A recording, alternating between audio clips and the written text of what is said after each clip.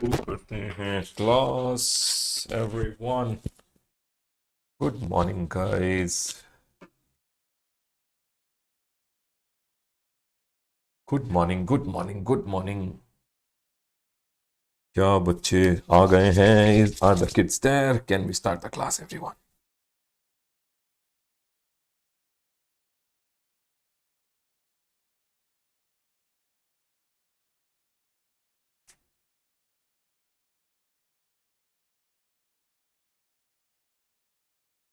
Is everyone there?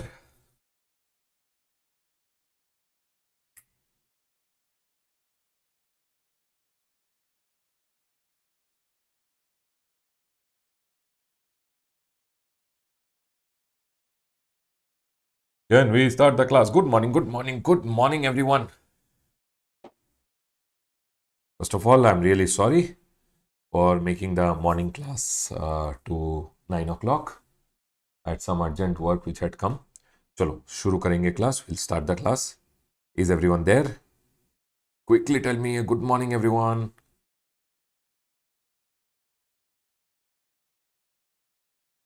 चलो.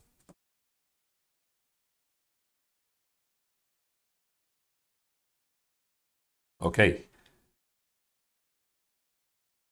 Hello. Okay, audible. Did you guys do some question answers yesterday? Guys and girls, did you do some question answers yesterday after the class got over?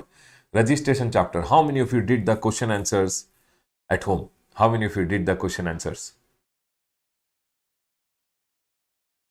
Very good. If you have done it, trust me, question answer solving is very important. Those students who are watching later also, please remember one thing, question answer solving is very, very important. You must solve question answer. Okay? Chalo. Now let's go ahead and start the class, everyone. We will go ahead and continue with our discussion now. Everyone, we will go ahead and do the chapter of exemption. Chalo. Now, the next chapter which we are going to study is the chapter of exemption. Everyone over here now, let's go ahead and get it started. Exemption from GST. Everyone listen to me very carefully. Exemption as a chapter is A graded. In your exam, you will see exemption say 1 or 2 points coming. Baba, you might see an independent question also. It is a very important chapter. Sir, very big chapter. Baba, very big chapter. So what? You can't do anything about it. If you don't know this chapter, 1 or 2 question in the exam you will not be able to do. So this chapter is very, very important. Let's go ahead and start. Exemption can be for goods also. Goods are not applicable for your exam, but exemption for services are applicable for you guys, and hence we are going to study. There are approximately 100 services you will see, those are exempted. Now out of these 100 services, what I've gone ahead and done is I've gone ahead and done 9 to 10 charts which are there. With the help of the chart, let's go ahead and revise. Now section number 11, total bakwas baba. Section number 11 just gives the power to the government to grant exemption by issuing a notification, and government has issued this primary notification, the main notification issued 12/2017. Basically it is the notification number 12 which was issued in 2017, because of which exemption was granted. In the first exemption area, we have the charitable and religious activity. Before I go ahead and start with exemption, where does exemption fall in the flow chart? We started learning GST with goods or service. Goods or service has to be supplied. Supply can be either interstate supply or intrastate supply. Interstate supply, IGST gets levied. Intrastate, CGST gets levied. Once GST gets levied, no person should collect and pay if you are a taxable person. Yes sir, we understood. But in between, no, here government goes ahead and grants exemption sometime, and if government has granted exemption, then you don't have to pay GST. Today we are going to learn what are the things on which exemption has been granted. Government uses the power under section number 11 to go ahead and grant exemption. Let's go ahead and understand about exemption. Baba, this one is also an important one. You can see one small point in your exam.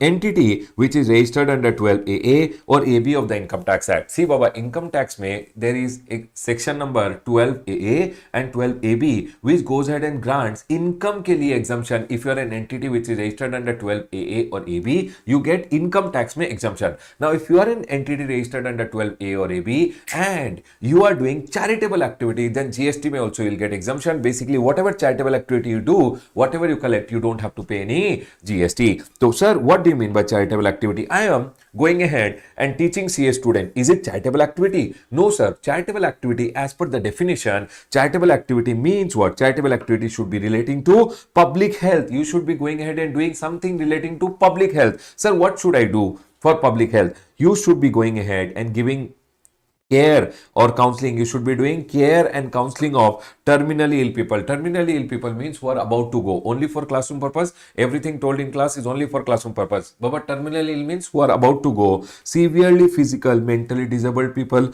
Okay. HIV or AIDS infected or drug addict, alcohol addict. All these drug addict, alcohol addicts are always about to go only. Correct, everyone? The government is going ahead and telling, if you are doing something for the public health by doing care and counseling. So for example, one person is terminally ill and in your charitable institution, you are taking care of that person and you are charging some amount, don't charge any GST. If you are doing public health ke liye, public awareness you are doing, but basically you are organizing seminars so that people don't become about to go, so that people don't become drug addict, HIV infected, so that they don't get disease and all. Basically you are going ahead and doing something for preservation of not drug addict, alcohol addict. You are doing preventive health. Preventive health means so that people don't become about to go, people don't die. Okay? You are doing something for family planning, prevention of HIV infection, so that people don't get HIV infection. All those ke liye you are doing awareness programs. Might be you are doing seminars, etc. Okay, you are doing advancement of religion, spirituality and yoga. You are conducting yoga classes, spirituality classes.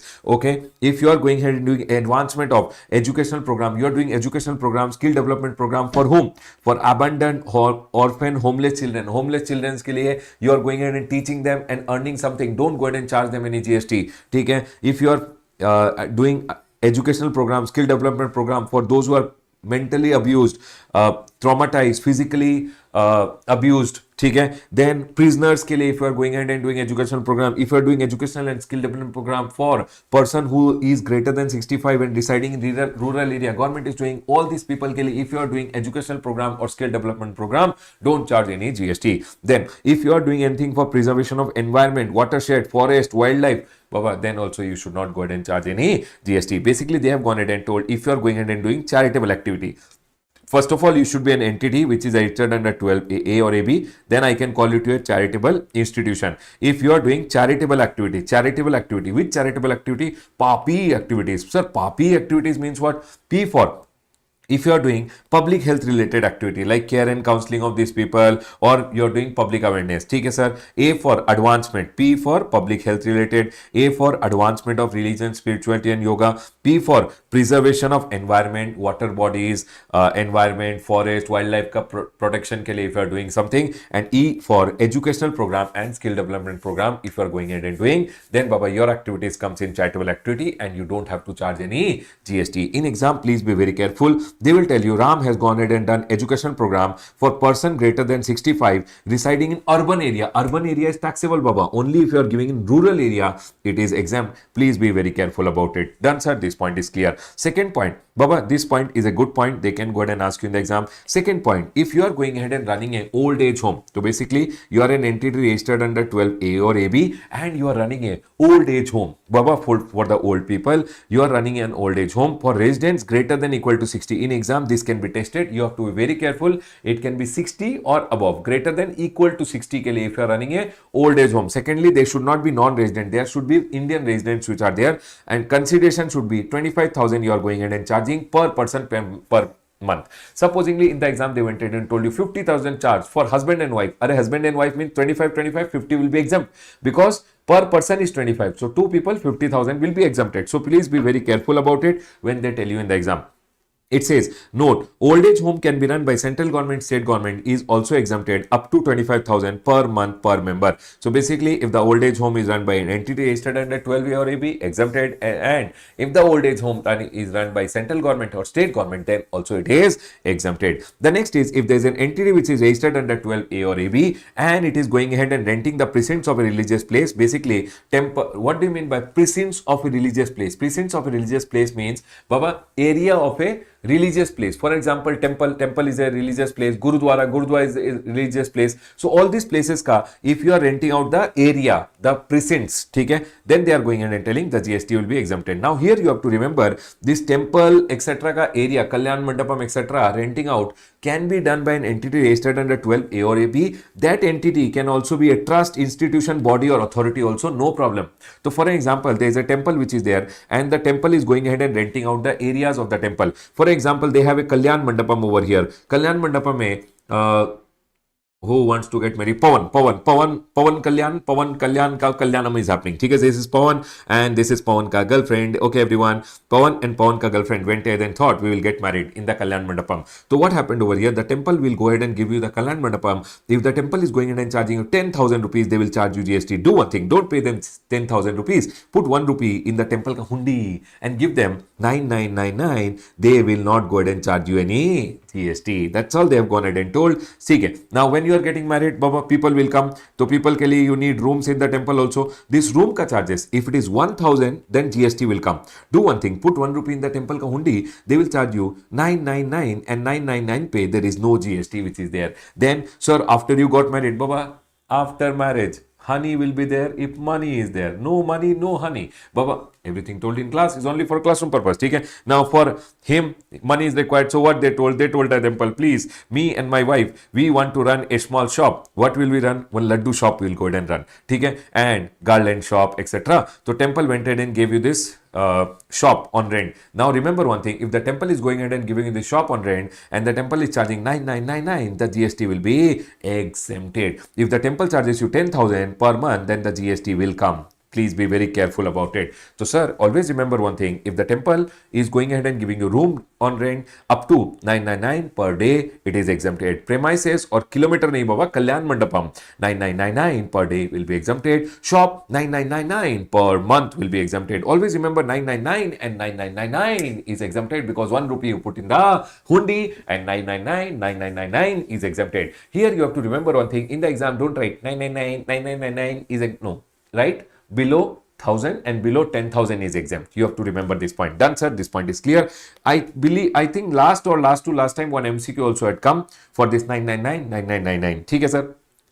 The next one over here, if anyone is going ahead and doing religious ceremony, for example, you called one Panditji for doing your marriage, Panditji came for doing one puja at your home, Panditji go, whatever, the priest who is coming, if you pay any amount, there is no GST because he is conducting a religious ceremony for you. Anyone doing a religious ceremony for you, they will not go ahead and charge any GST. Done, sir. This point is clear. Till now, I went ahead and told you, charitable institution doing charitable activity, which is PAPI activity is exempted. Then I told running an old age home for resident greater than equal to 60 years is also exempted. Done, sir. But 25,000 rupees per month. Renting of precincts, area of the temple, Gurudwara, etc. is rented out. 999 is exempt. 9999 is exempted. And sir, if anyone is going ahead and doing any religious ceremony, so for example, I called one Panditji came and did my son ka naming ceremony, or he came and did, for example, one person was getting married, for him, he came and did puja, whatever amount the Panditji, etc. is charging, they will not go ahead and charge GST because it's a religious ceremony. Done, sir. This point is clear. Here, I have also gone ahead and see Baba, this point has come in the exam, this point has come in the exam, this point also I have seen in the exam, and the last one also I have gone ahead and seen in the exam. Here, you have to be very careful, listen carefully. They are telling entity registered under 12A or AB. Everyone over here, entity registered under 12A or AB, and if they are going ahead and giving training or coaching in sports, So if I am an entity registered under 12A or AB, I am a charitable institution, and if I am giving training or coaching in badminton, cricket, etc., I should not charge GST. But it is only in sports given by whom? Entity under 12A or AB, and if it is giving training or coaching in sport, it is exempted. Done. Next, here one independent point is there, the training or coaching in recreational activity relating to art or culture. Baba, I am giving cultural classes, art ka classes, Bharatnatyam classes, drawing classes, sketching classes, all these are art and culture related classes. If it is given by individual, only it is exempt. In exam, they will go ahead and tell you individual giving sports related classes, taxable. Sports ka classes only by charitable institution is exempt. They'll tell you charitable institution giving training or coaching in art and culture, Baba, taxable because training or coaching in sports is exempted by entity under 12A. Individual, Baba, remember one thing, 12AA or AB wala institution, sports is exempt. Sir, training or coaching in art and culture by whom? By individual is exempt. Please remember this point. ठीक है sir, they will interchange and ask you, please be very careful. Religious pilgrimage, they went ahead and told 2 religious pilgrimages are exempted, 2 religious pilgrimages are exempted. KMVNL, Kailash Mansaro Yatra, Kailash Mansaro Yatra, you wanted to go to the Kailash temple, Kailash Mansaro Yatra, done by Kumao Mandal Vikas Nigam Limited, exempted. Then Hajj committee goes ahead and takes you for Hajj, it is exempted. Now what they will tell you, no, KMVNL, Kumao Mandal Vikas Nigam Limited took you for Manali Yatra. And Manali Yatra is taxable. Only Kailash Mansaro Yatra is exempt and Hajj committee taking you for Hajj is exempt. Done, sir. This point is clear. After that, they have gone ahead and told rehabilitation professional going ahead and giving you service. Sir, who is this rehabilitation professional? For an example, we have James over there. James, James, sir. James has become drug addict only for classroom purpose. Now drug addict, then Papa will put him in a rehab center. What happens? No, one rehab center may one person will be there who will come and he will go ahead and do your treatment. This is James over here. James' treatment will be done in the rehab center by whom everyone rehabilitation professional. So what government is telling, these rehabilitation professionals are not doctors, but their services, when they are going ahead and giving their services in a rehab center, their services will be exempted. So I am a rehabilitation professional. I will treat you. I'll do your treatment. I'm not a doctor, but I'm a rehab professional and my services, when I'm giving by way of rehabilitation, therapy and counseling at a medical establishment, or I'm giving at an educational institution, or I'm giving services at a rehab center which is set up by the government, or I'm giving at an entity registered under 12A or AB, I am going ahead, rehabilitation professional giving his services will be exempted. Done, sir, but provided he should be giving at medical establishment and educational institution, rehab center, or entity registered under 12A or AB. 3-4 places. Done, sir. This point is clear. Now here we have some circular which is there, which is going ahead and talking about residential program. Now for example, you went to one yoga classes, okay? Those yoga classes were residential program. They went ahead and told, we'll give you yoga plus we'll give you food and stay also. You went to do yoga or food and stay? Baba, you went to eat and sleep? No, you went primarily for yoga, and the entire will become composite supply and it will be exempted. For example, you went for a spirituality classes. They went ahead and told, along with spirituality, we'll give you food and stay also. 3 days residential program. Entire amount will be composite supply and it will be exempted. Done, sir. This point is clear. But supposingly, I am an entity, I am a institution who is telling, sir, we go ahead and we are a religious and charitable trust, but we are running a restaurant. For example, ISKCON is there. ISKCON is going ahead and running a restaurant. But our restaurant is taxable over there.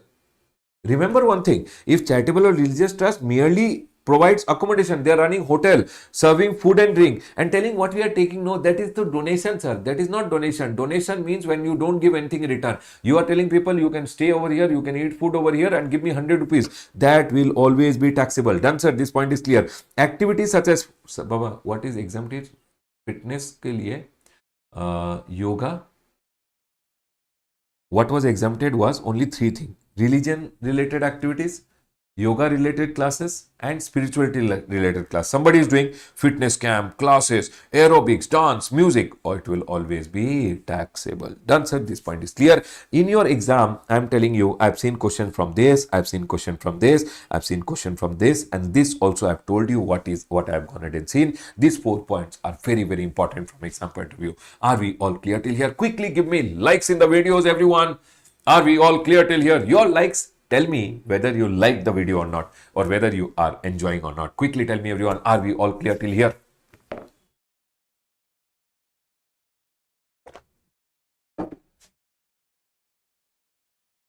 Everyone over here to the next chart. The next chart, everyone. The next chart. Now remember one thing, if you are using any previous version of the chart book, I am going ahead and using this one. I am using this version, the version 10 which is there. I am using the version 10 chart book which is there. Sir, this is our chart book, Baba. Only some 39 pages ka chart book it is. Okay? I am using this chart book, the version 10 which is there. If you have any previous chart book which is there, which you are going ahead and using now, Baba, it's okay. But one thing you have to be careful. If supposedly in this chart, you see in your chart, one point is there which is now not there. Now not there in this chart book, it means the ICI has deleted from the material only. You also don't have to refer that point. I hope you guys understood this point. If you find any point in your chart book which is additional, delete it. If any point in your chart book, if you have any version, old version, 8 version, 9 version, and if you see any point is not there, then add that point. Done, sir? Please keep a pen with you. Everyone over here now, very, very important from exam point of view, again, government related services. Let's go ahead and continue, everyone.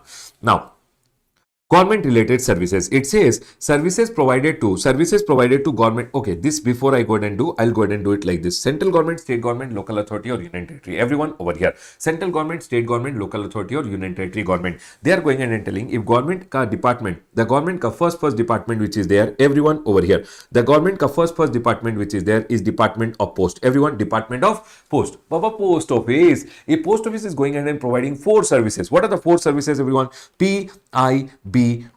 Postcard. Sir, what are the 4 services? Postcard. Sir, can you show postcard? Yes, I have one postcard over here. Wait. I have one postcard. See, this used to be one post. This is a postcard, everyone.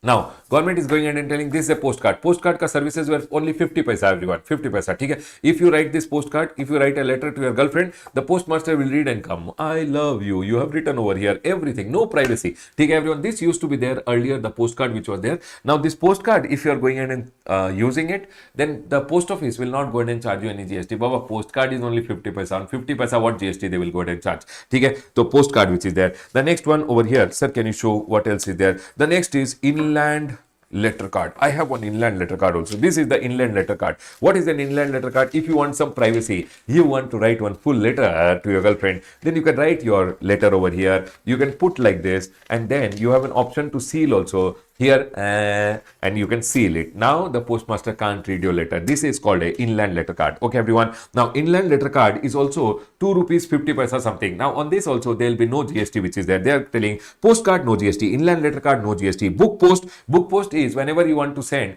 book through post office, that the post office will go ahead and call it as book post. Or ordinary post, where you are sending envelope which is less than 10 gram, only envelope which is less than 10 gram, then GST will be exempted. Postcard, inland letter card, book post and ordinary post weighing only 10 gram up, less than 10 gram, sorry, not 10 gram, it should be less than 10 gram, then it will be exempted. All other services, remember one thing: speed post, agency service, life insurance, express parcel, all other services will come under forward charge mechanism. But Baba, life insurance ke liye, no, one point I want to tell you. Nowadays, now a new point has come which I'll be teaching you after some time. Then you have to, then I link this point over here. With regards to life insurance, I'll link that point later. Okay, sir? But as of now, you take it that it is always taxable. Okay, sir? I hope everyone's point is clear to all of you. All other services which are given by the post office giving you speed post services, taxable.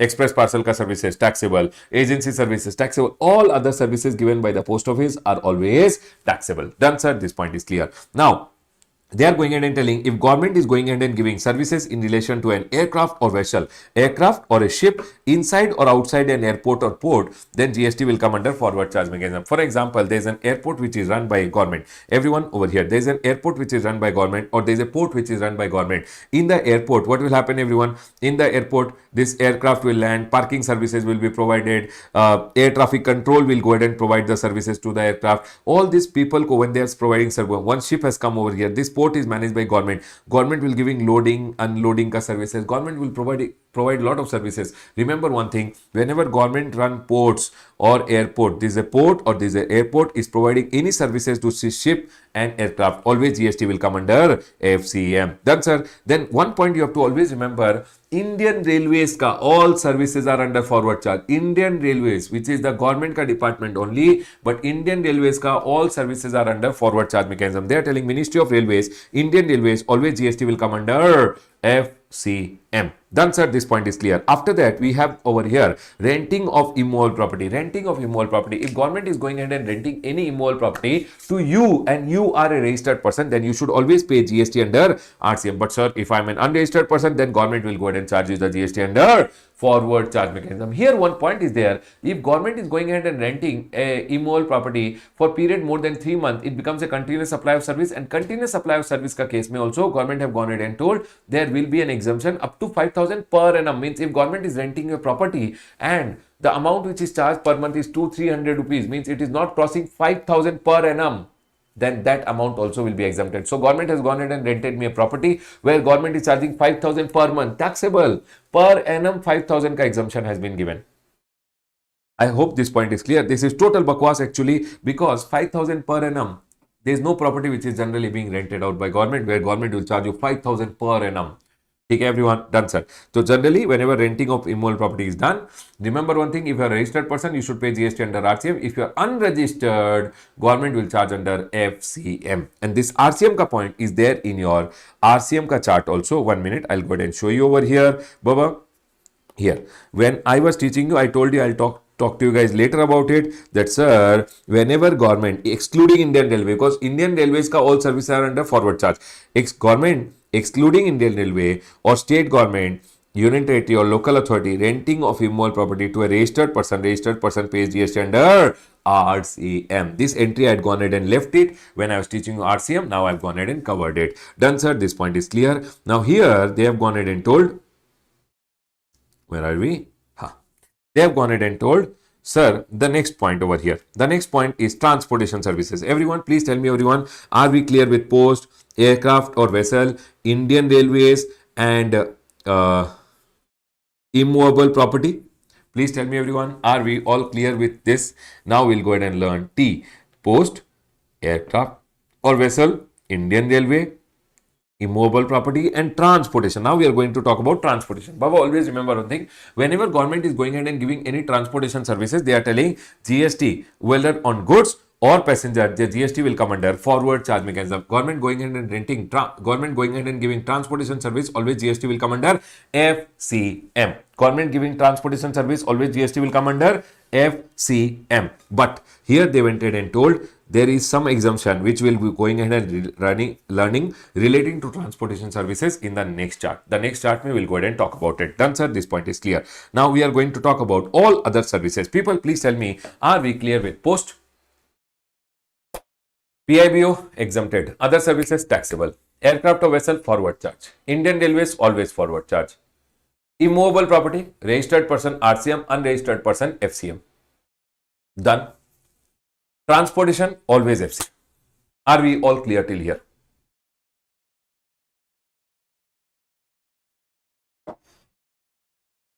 Now you have to understand one point. They have gone ahead and told all other services other than this post, aircraft, Indian Railway, which I have gone ahead and told you, all other services other than this post, aircraft, Indian Railway, immovable property and transportation, which I just now taught it to you, forget them. If any other services are provided, for example, government provides Z level security to Mukesh Ambani, what will happen? If government provides any other services other than this, which I have already told you, this I have already explained to you, other than this, any other services which are provided by the government, you have to remember, if it is provided to business entity, RCM. Other than business entity, it is always exempted. For example, government went ahead and gave Pragati, which is there over here. Pragati went ahead and told government, I want security, I want police security. Government told, okay, we'll provide you police security.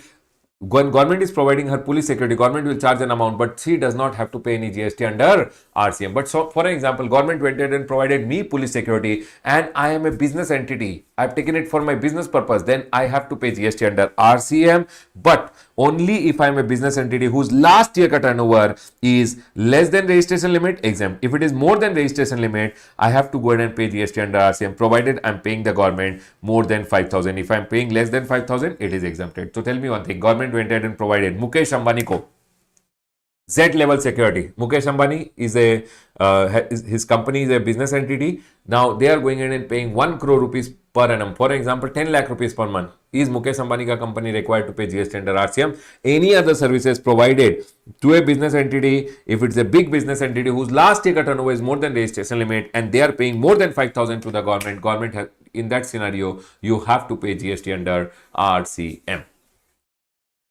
Is my point clear to all of you? Can we go ahead, everyone? So government went ahead and provided me any other services if I am a business entity whose last year turnover is more than registration limit, plus I am paying more than 5,000 to the government, then I have to pay GST under RCM. Please tell me, everyone, are we all clear till there?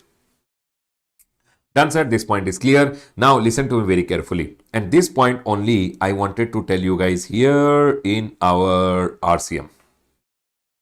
Central government, state government, union territory or local authority, other than post, airport, immovable property, Indian Railway, and transportation services. Leave them. Leave them. I have written it down only here only. Post, aircraft or vessel, immovable property, Indian Railway and transportation. Other than them, because for them I have specifically told you for these services what is to be done. I have specifically told you.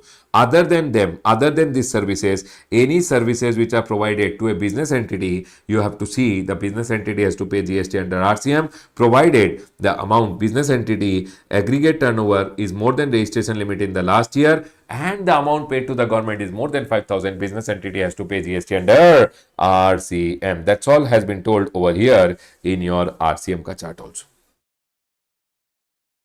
Can we go ahead, everyone? Can we go ahead, everyone? Government gave you a mining license for which you are paying the government 1 crore rupees per annum. Do you have to pay GST under RCM? Government went ahead and gave you a mining license for which you are paying the government more than 5,000, might be 1 crore rupees per annum. Do you have to pay GST under RCM? Yes, because if government is giving any other services to a business entity, you are being given mining license, you are a business entity. If your turnover in the last year is more than registration limit, and if you have paid more than 5,000, you have to pay GST under RCM. People say yes, yes, yes. Very good, everyone. Chalo, everyone over here now. Now, Indian Railways, they went ahead and told all GST will come under forward charge, but later they went ahead and told Indian Railways ka, everyone listen to it very carefully, they went ahead and told Indian Railways ka some services will go ahead and exempt, and that services they went ahead and exempted. Indian Railways ka all services forward charge, but only government went ahead and told if services by Ministry of Railway, Indian Railway is going ahead and selling to individual platform ticket. Baba, Indian Railway sold you platform ticket for 10 rupees, no GST. They are giving you facility of retiring room, waiting room, so that you can wait over there. They will charge you some amount, no GST. They are giving you clock room to store your goods. They will not charge GST. Battery operated car services, you would have seen in the railway station, battery operated car. Baba, there is no GST on all those things. Okay, sir? Done.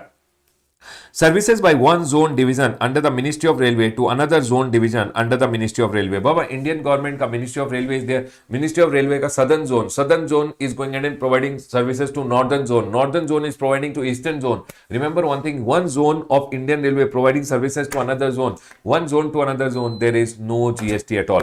Done, sir. This point is clear. After that, we have some small services which they have gone ahead and told that there will be no GST. If government is going ahead and guaranteeing the loan, government told the bank, I will give guarantee, give the loan to my public sector undertaking. If government is guaranteeing the loan from the PSU, government will charge some amount that, I PSU, I am guaranteeing your loan. You give me 10 lakh rupees. When government is giving these services of guaranteeing the loan, whatever amount charged by the government will not charge GST. Guaranteeing loans of their undertaking means Government of India undertaking or PSU from bank or financial institution. Remember one thing, government told the bank, I give the loan to the PSU, I give the loan to the Government of India undertaking. When government is going ahead and giving guarantee to the bank, government will charge some amount to the PSU or the Government of India undertaking for going ahead and giving these guaranteeing services. And on that guaranteeing services, there is no GST. Done, sir. This point is clear. After that, if government is going ahead and providing any registration required under law, you want shops and establishment registration, you want PT registration, government is going ahead and giving the PT registration, shops and establishment registration, whatever government ka fees is there, on that government will not charge any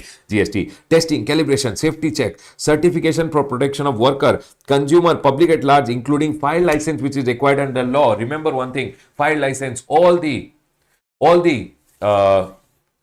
registrations which you go ahead and need, file license if you need, all this kelly, if government is going ahead and charging an amount, government will not go ahead and charge any GST. For your labor, safety, labor ke liye, safety ke liye, protection of the worker, if any license etc is given to you, government will not charge any GST. Baba, passport, visa, driving license, birth certificate, all these are issued by the government. Whatever charges will be taken by the government will not charge any GST. Baba, next.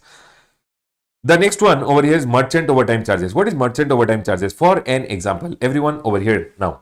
For an example, your ship came to India, ship say goods are being unloaded, okay? And now you want your goods, you want to go to the port and clear your goods and take it home. But now it is after working hours. You want the custom officer, this is the customs ka officer has to come to the port after working hour because of Yes, if you call them after working hours, Government of India ko, you have to go ahead and pay something which is called merchant overtime charges. Because you called the officer after working hours on a holiday, they will go ahead and charge you merchant overtime charges, and merchant overtime charges pay there is no GST. They are telling what, everyone? Services by way of deputing officers after working hours or on a holiday for inspection or container stuffing in relation to import export cargo on payment of merchant overtime charges. You wanted to export this or you have imported this, then this officer had to come after the working hours. If he had to come after the working hours, government will charge from you merchant overtime charges. Those are called merchant overtime charges, and government will not charge any GST. The next one over here is tolerating non-performance of a contract or against fine or liquidated damage. For example, government went ahead and told me make this building for me in 1 month. I told okay, I'll do it. If I don't go ahead and make the building, government told we'll charge you a fine. Whatever government is charging the fine, government will not charge any GST. Whatever damages government is charging from me, government will not charge any GST. Because I did not go ahead and adhere to the time, government is charging me fine, and that fine pay I don't have to pay any GST. The next one over here. हाँ बाबा, guaranteeing this one. This guaranteeing loans wala service which is there is only applicable to central government, state government, union territory. It is not applicable in case of local authorities. It is only applicable to central government, state government and union territory. Done? ठीक है. Hey, who is this COVID-19 Awareness 79? I don't like the name COVID. Change. Can we go ahead, everyone? Here now.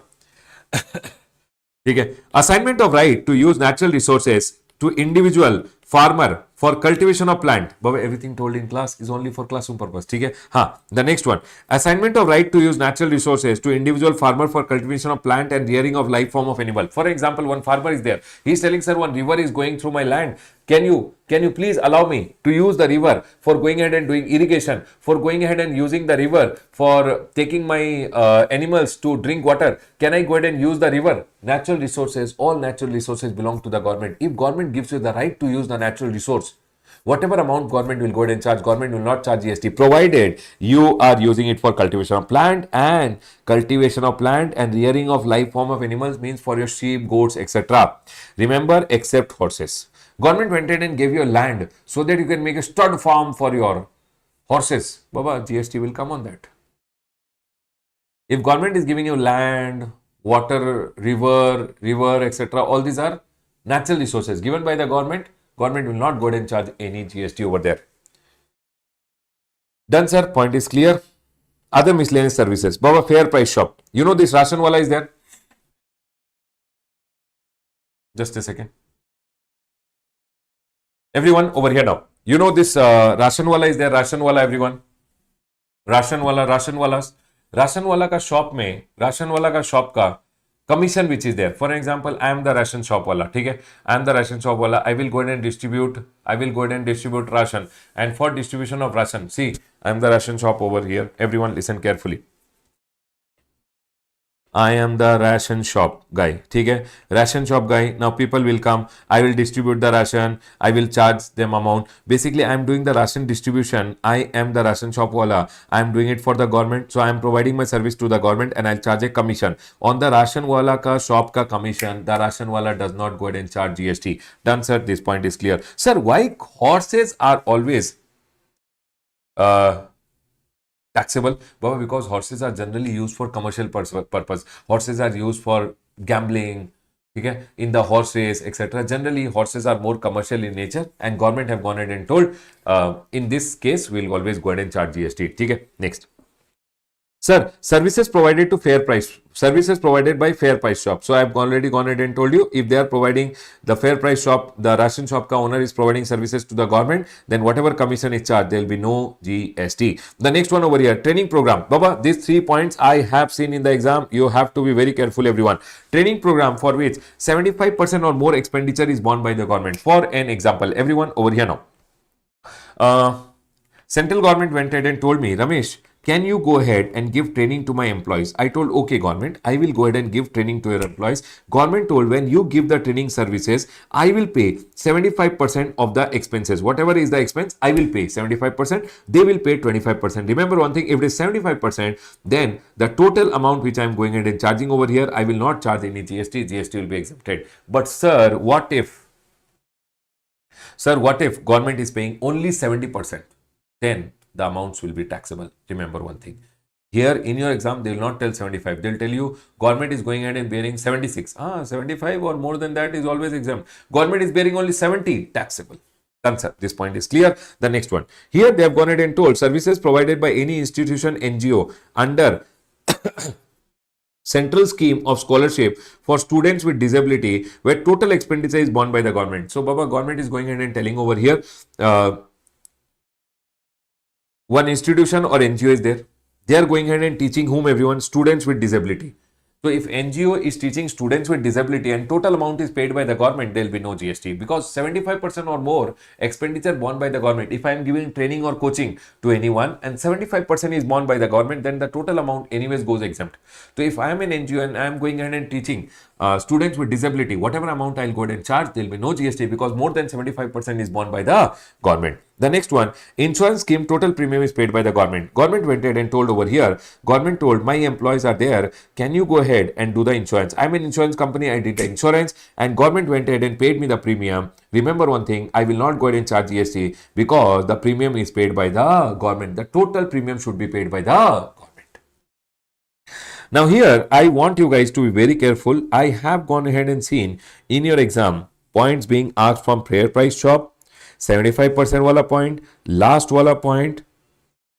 I have seen questions coming from there, guaranteeing loans wala point. This 3-4 points I have seen. Besides that, I've already gone ahead and told you post wala services, aircraft or vessel, Indian Railway, immovable property. Immovable property is something which you can see in your exam.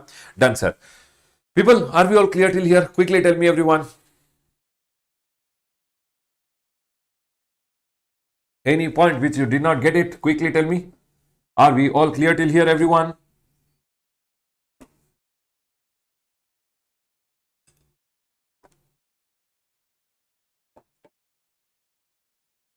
Are we all clear? Yes, sir. Done. Everyone over here now. The next one, listen to me very carefully. They are going ahead and telling over here, central government, state government, local authority or union territory. If government is going ahead and providing services to the government only, Baba, government to government services, brothers, central government providing to state government providing to central government to central government, state to state government to government services are always exempted. Done, sir. This point is clear. But remember one thing, it is not applicable in case of post, Baba, post office department providing to police department some services. Remember one thing, Baba, post, airport or port, Indian Railway and transportation may this government to government is not exempted. It will still be taxable only. Done, sir. This point is clear. Everyone over here now, listen to me very carefully. Sir, what about facilities management? Baba, it is coming now. Okay, listen. For example, this is the central government, state government, union territory or local authority. Okay, listen. For example, local authority is doing 243G and WL activities. It is neither supply of goods nor supply of service. For example, local authority had to do cleaning of road related services, street light maintenance. Okay. All these services which are there, when local authority is providing, it is neither supply of goods nor supply of service. Now you tell me one thing. Do you think Panchayat or municipality, the head who is there, he will climb on the pole and he will change the street light ka bulbs and all? No, they will outsource it. So for example, the Panchayat or municipality has to do 243 G and W ka work. What they will do, they will go ahead and give it to someone else who will help them in doing it. So for example, I am helping the Panchayat in cleaning the road. I am going ahead and helping the Panchayat in maintaining the street light. I am going ahead and helping the Panchayat in doing those things which are told under 243 G and W. Then my services to the Panchayat will also be exempted because Panchayat and municipality is doing 243 G and W ka work. To do this 243 G and W ka work, whatever services they will take, that will also be exempted, is told over here. See, if anyone is providing purely services or composite supply of goods and service, so I am providing purely services to them or I am providing them goods as well as services where goods ka value is only 25%. This also I have seen in the exam coming where they have gone ahead and told 35% goods, then it is taxable. Remember, it should be 25% goods and 75% services by way of activity in relation to function entrusted to Panchayat under 240G and municipality under 240W. What they are going ahead and telling, everyone listen.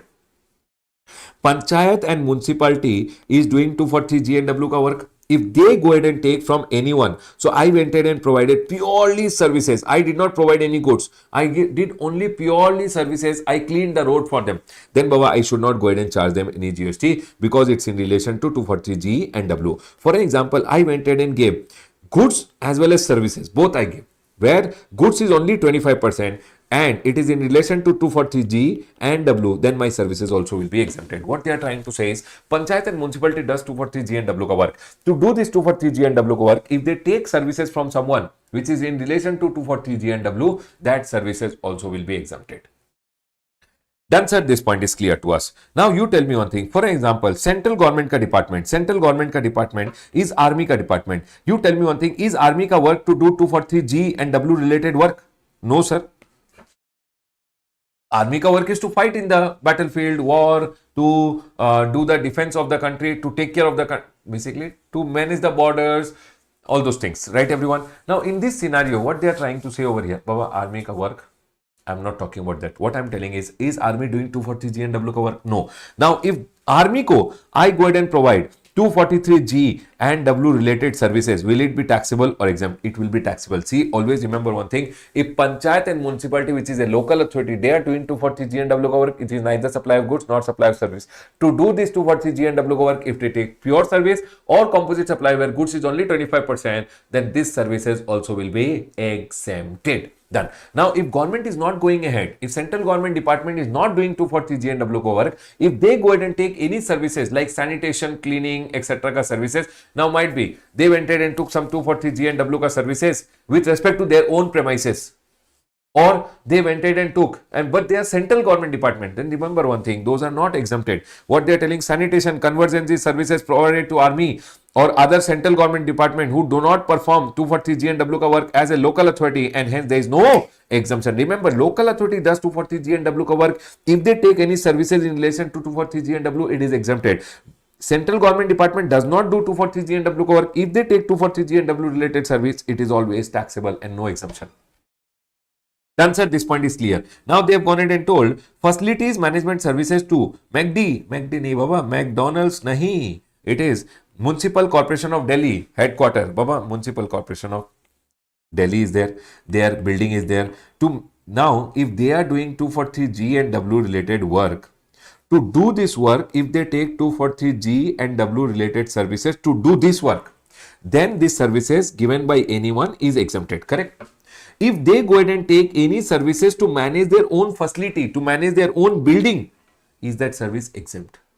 Are you guys able to understand? See, if they take 243G and W related service to provide 243G and W related service, then this service is exempted. But if they take any service for their own facility, for their own building, that will not be exempted. That's all they have gone ahead and told. Facilities management services to manage their own building, if they take any services, then Baba, it is not exempt under entry number 3A. Done, sir. Point is clear. It is not under any exemption. Done. Now listen to me very carefully. Baba, local authority does 243G and W related service. It is neither supply of goods nor supply of service. Now what local authorities do is they go ahead and they form governmental authority or governmental entity. Sir, what's a governmental authority and a governmental entity? Baba, a governmental authority and a governmental entity is basically, remember, governmental authority or a governmental entity is an authority, board or any other body which government has formed, and 90% participation is by government, and it is formed to do 243G and W wala work. Nothing, Baba. Governmental authority means 90% is with the government. Governmental entity also means it's a board or authority which 90% is with the government only. You know, sewage board, water supply board, all these are basically governmental authorities, okay, which board ka 90% belongs with the government. Now, governmental entity does any function for the government. What is the difference? They do any function, and governmental entity does any function for the government, and governmental authority does only 243G and W wala work for the government. Whenever they are, see, local authority doing 243G and W wala work, neither supply of goods nor supply of service. Now, governmental authority, which is 90% belonging to the government only, it's a board which 90% belongs to the government, like sanitation board, water supply board. If they are going in and doing 243G and W wala services, that is also exempted. If governmental entity is doing any function for the government, for which government will give them grants, then Baba, their services are also exempted. Please tell me, everyone, are we all clear till here? Local authority doing 240G and W allow services, neither supply of goods nor supply of services. Local authority will form governmental authority. Governmental authority doing 240G and W allow services, neither supply, it is exempted. Now, governmental entity doing, if governmental entity is going ahead and doing any function for the government, that is also under exemption. That's it. Now, if they are taking pure services or composite supply where goods is only 25% in relation to 240G and W, it is also exempted. Now, here they are telling if governmental entity, if governmental authority to do this work, Baba, listen, governmental authority to do this work, they will take some services like water supply related services, sanitation related services, slum improvement related services. So, they have gone ahead and told everyone over here. If services provided to governmental authority by way of water supply, public health, sanitation, solid waste management, slum improvement, all these services provided to governmental authority is also under exemption. Not to governmental entity, no. Only to governmental authority. What services, everyone? Water supply related service, public health related services, sanitation related services, then solid waste management related, slum improvement. Then Baba, all these services also will be exempt. Everyone over here now, please tell me, are we all clear? Listen, local authority doing 240G and W wala service, neither supply of goods nor supply of service. If they take 240G and W related service, that will also be, what will happen to that? That will also be exempted. Done. Now, governmental entity and governmental authority. Governmental authority 90% control with government. Governmental entity also 90% control with government. What is the difference? Governmental authority does 240G and W wala work mainly. Governmental entity can do any work for the government. Done. Now, governmental authority doing 240G and W wala work, exempt. Governmental entity doing any work for the government, exempt. Governmental authority taking services like water supply, sanitation related service, slum improvement related service, water supply related services, exempted. Please tell me, everyone, are we clear with this point? If they are doing 240G and W wala services, it is exempt. Governmental authority doing any work for the government for which government will give grant, that is also exempted. Are we all clear with this point? Can we go ahead, everyone? Yes, sir. We are all clear till here. The next one over here is one circular that everyone over here now. The next circular over here is, Baba, revisions are meant to be fast, Chetan. Revision is not a regular class. Regular class, if I go ahead and start, then we'll take revision ke liye 80 hours. It is a revision. Take everyone. Now, everyone over here now. Accommodation services provided by our Air Force, Army, paramilitary, police force, mess to personnel or any other person other than business entity is exempt. Baba, we have gone ahead and learned that if government is going ahead and providing services to other than business entities, it is exempted. Now, for an example, Army ka mess is there. Army ka mess is going ahead and telling people, you can come and stay. We will go ahead and give you accommodation service and charge an amount. So when Army, Navy, Air Force, all these ka mess, where they go ahead and provide accommodation service to people saying, okay, you can come and stay with us. And if they go ahead and charge any amount, there will be no GST. But if it is given to business entity, big business entity whose turnover in the last year is more than registration limit, then Baba, the business entity has to pay GST under RCM. Yes, sir. We are all clear with this point. People, for your exam purpose, please mark. You will see these 240G and W related services. They can go ahead and ask you. I have seen points on this being asked over here. Then this post wala services, anyways, I have gone ahead and told you. Indian Railway wala point you can see in the exam. Here I have told you guaranteeing services. You can see. And these 3 points which are there are really important from exam point of view. Done, sir. Rest, we have gone ahead and covered everything. I'll go ahead and close my revision on government related services over here.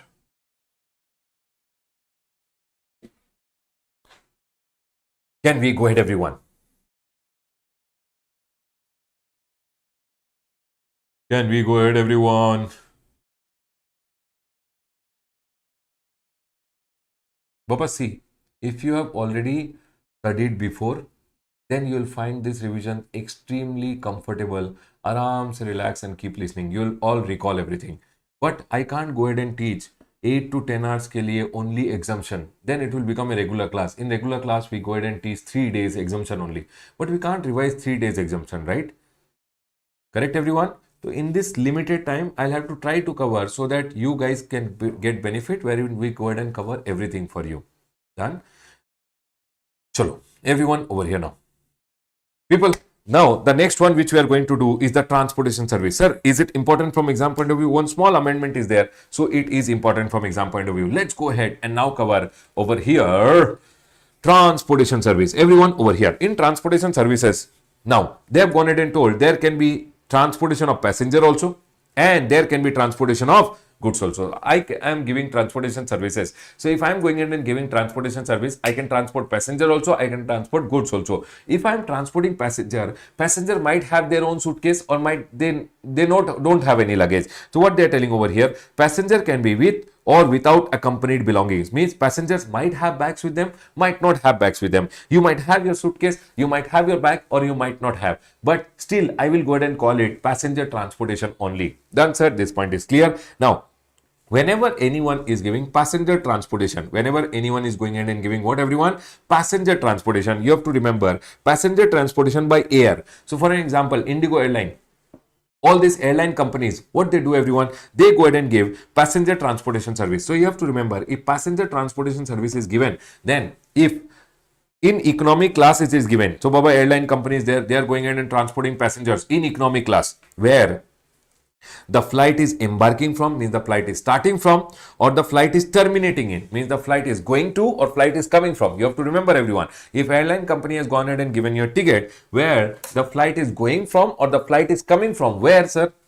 Going to or the flight is coming from which airports everyone? You have to remember Bagdogra airport in West Bengal. Then they are telling Arunachal Pradesh, Tripura, Manipur, Meghalaya, Mizoram, Assam, Nagaland and Sikkim. Baba, Batmans, you know Batmans? Batmans fly without any GST. What is Batmans everyone? B for Bagdogra in West Bengal. You are going to Bagdogra, you are or you are going to Arunachal Pradesh, Tripura, Manipur, Meghalaya, Mizoram. A for Assam, Nagaland and Sikkim. Going to Batmans or coming from Batmans, there is no GST at all. But remember one thing, in all these states, any airport which is there except West Bengal. West Bengal may only one airport has been exempted, which is Bagdogra airport. Done, sir. This point is clear and the GST shall be exempted. So people, in your exam, they will go ahead and tell you, if you are going ahead and going in business class, then what will happen everyone? In your exam, they tell you business class is always taxable. Economy class is only exempted. If you are going to Batman or coming from Batman, it is always exempted. Done, sir. This point is clear.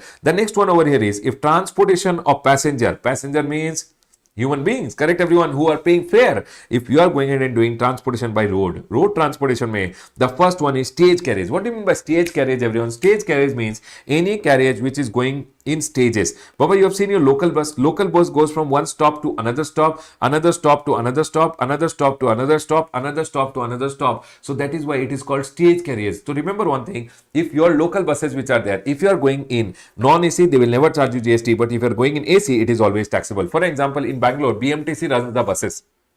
BMTC, local buses, non-AC, there is no GST only. If AC, you go ahead and get inside the AC bus, they will charge you GST, because if you can afford AC, you can afford GST also. Done, sir. This point is clear. After that, we have contract carriage. Sir, what do you mean by contract carriage?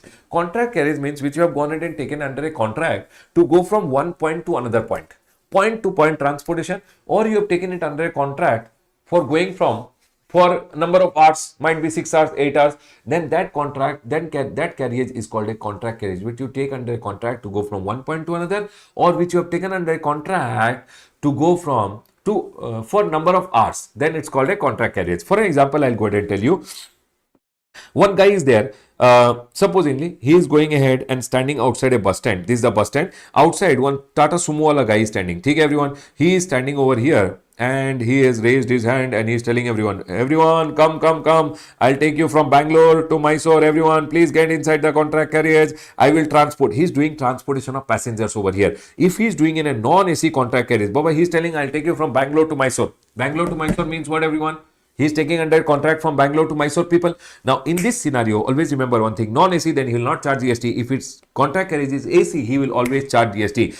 Now, I booked a radio taxi. Means Ola Uber from my home to the airport. But one point to another point. Under a contract, Ola will take me from my home to the airport. Contract can be written or oral also. So from my home to the airport, Ola will not charge me GST. They will charge me GST because radio taxis are always taxable. Tourism ke liye, I went ahead and told. For example, this guy was telling, I am taking people from Bangalore to Mysore, Bangalore. I told everyone, make everyone get down. I told him, hey, do one thing. Tell everyone to get down from your contract carriage. Now this contract carriage, I will go ahead and take. Me and my wife, we will go on a tour with you to Mysore. Take us to Mysore. Take us and get us back. Then that is selling. Tourism, if you're taking, we'll charge you GST. Conduct tour carry if you're taking, we'll charge you GST. Charter or hire me if you're taking, we'll always go ahead and charge you GST. AC, non-AC does not matter. Charter, hire, tourism, radio taxis, AC, always taxable. Done, sir. But here, non-AC is always exempted. I want to ask you guys one thing. I am a company. I have gone ahead and taken one contract carriage under a contract for 1 month. I have gone ahead and taken a contract carriage under a contract for 1 month for going ahead and taking from my employees from office to home, home to office, office to home, home to office. It is non-AC. My question over here, taxable or exempted?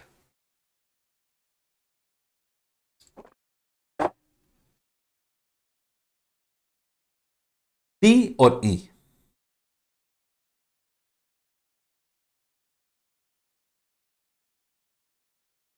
T or E?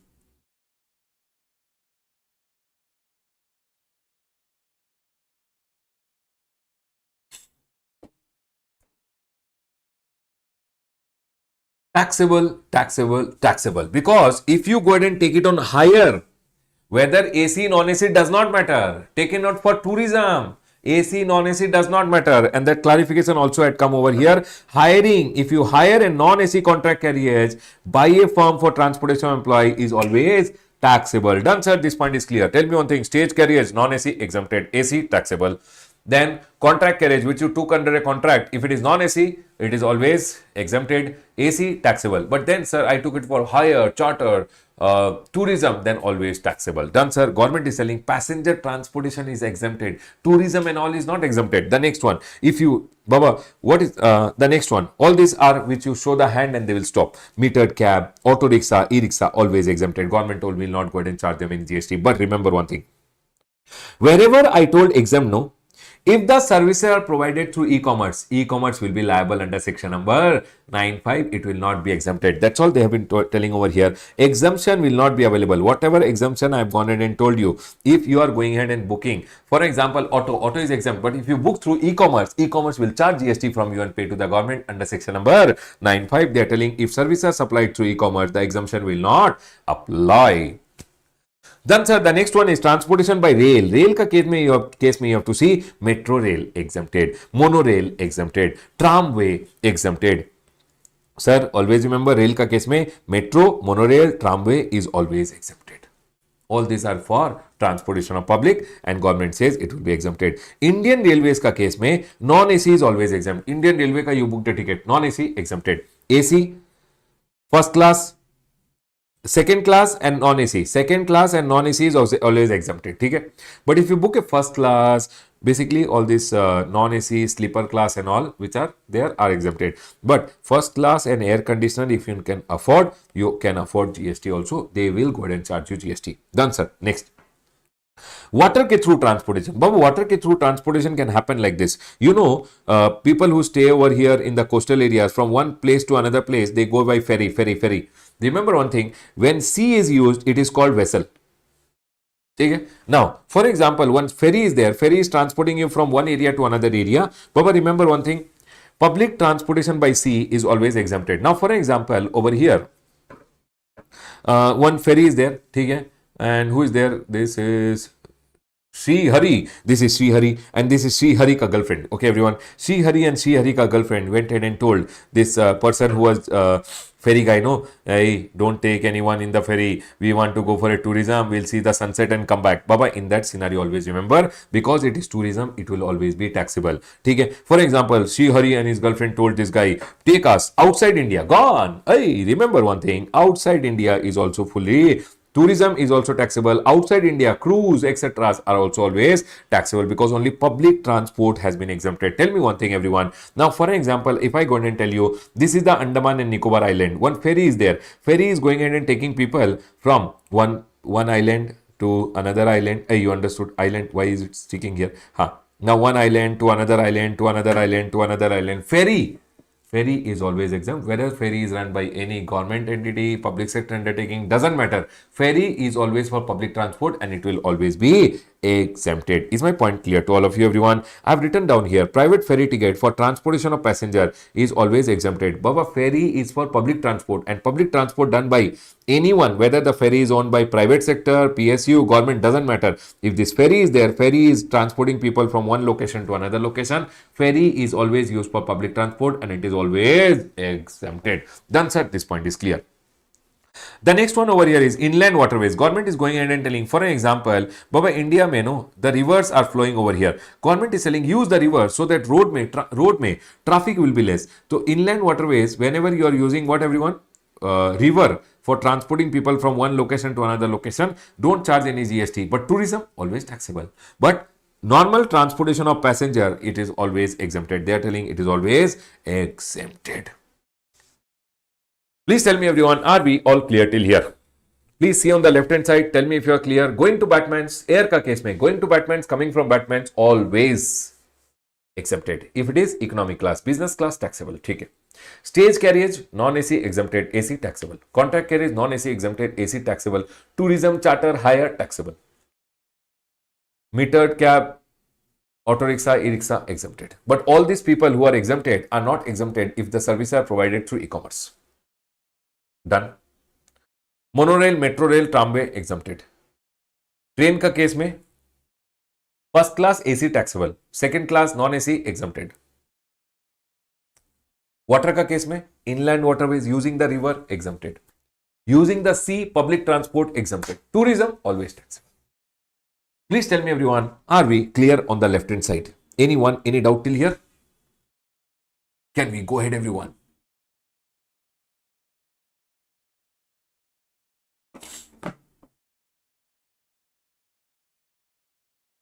I hope everyone is able to recall whatever I am going ahead and telling. Please tell me. I hope everyone is able to recall. If you are not able to recall when I am going ahead and revising, it means your preparation levels have to be little up. People who are not able to recall, it means you have not prepared well till now. You should be preparing first and then listening to the revision. If you have done self-study or at least you have attended one class of any teacher earlier, then you will 100% understand. But if you have never studied, first time listening, then you will definitely find it difficult. Can we go ahead, everyone? Yes, sir. Let's go ahead. Now, anyone, any doubt till here? Air, road, rail and water, all clear? Yes, sir. Please go ahead. Done. Now, in this scenario, if you go ahead and talk about goods transportation will happen by air, water, rail or road. Air ka case mein always remember, domestic transportation of goods is always taxable. Domestic transportation of goods is always taxable. International transportation from outside India to India is always exempted. From India to outside is always taxable. That's not very important. Okay. Water transportation, inland waterways, you use the river to transport person or transport goods, it is always exempted. Done, sir. This point is clear. But ship, if you are going ahead and using, remember one thing, ship ke through public transport was exempt. But if you are transporting goods, for example, people from coastal areas, no, they send goods from one location to another. From one location to another location by using ship. So whenever you are transporting goods, inland waterways using the river is always exempt. But using the sea, it is taxable. Remember one thing, everyone, if it is coastal transportation, one coast in India to another coast in India, it is always taxable. But random items are exempt. What is random item, everyone? Remember, very, very important from exam point of view. What are random item? Relief material, agricultural produce, newspaper and magazine, defense and military equipment, organic manure, milk, salt, food grain, rice, flour and pulses. Everyone with me. Random item means what? Relief material, agricultural produce, newspaper and magazine, defense and military equipment, organic manure, milk, salt, food grain, rice, flour, pulses. These items pay. If transportation is done coastal area may also, then GST will not be charged on the transportation charges. That's all they have gone ahead and told. Coastal transportation services, if any transport services are provided, it is always, remember one thing, it is always taxable. What is exempted over here? Random item. Random items are being exempted. What is random item, everyone? Relief material, agricultural produce, newspaper and magazine, defense and military equipment, organic manure, milk, salt, food grain, rice, flour and pulses. Done, sir. This point is clear. The next one. Vessel के through, if transportation is done, which is international transportation means from outside India goods are coming into India, or I am transporting goods from India outside India. On my transportation charge always GST will come, whether from outside India to India or India to outside India. Government told no exemption. From India to outside India or outside India to India, always taxable. Done, sir. This point is also clear. I like this point, everyone. Please be very careful about this in the exam.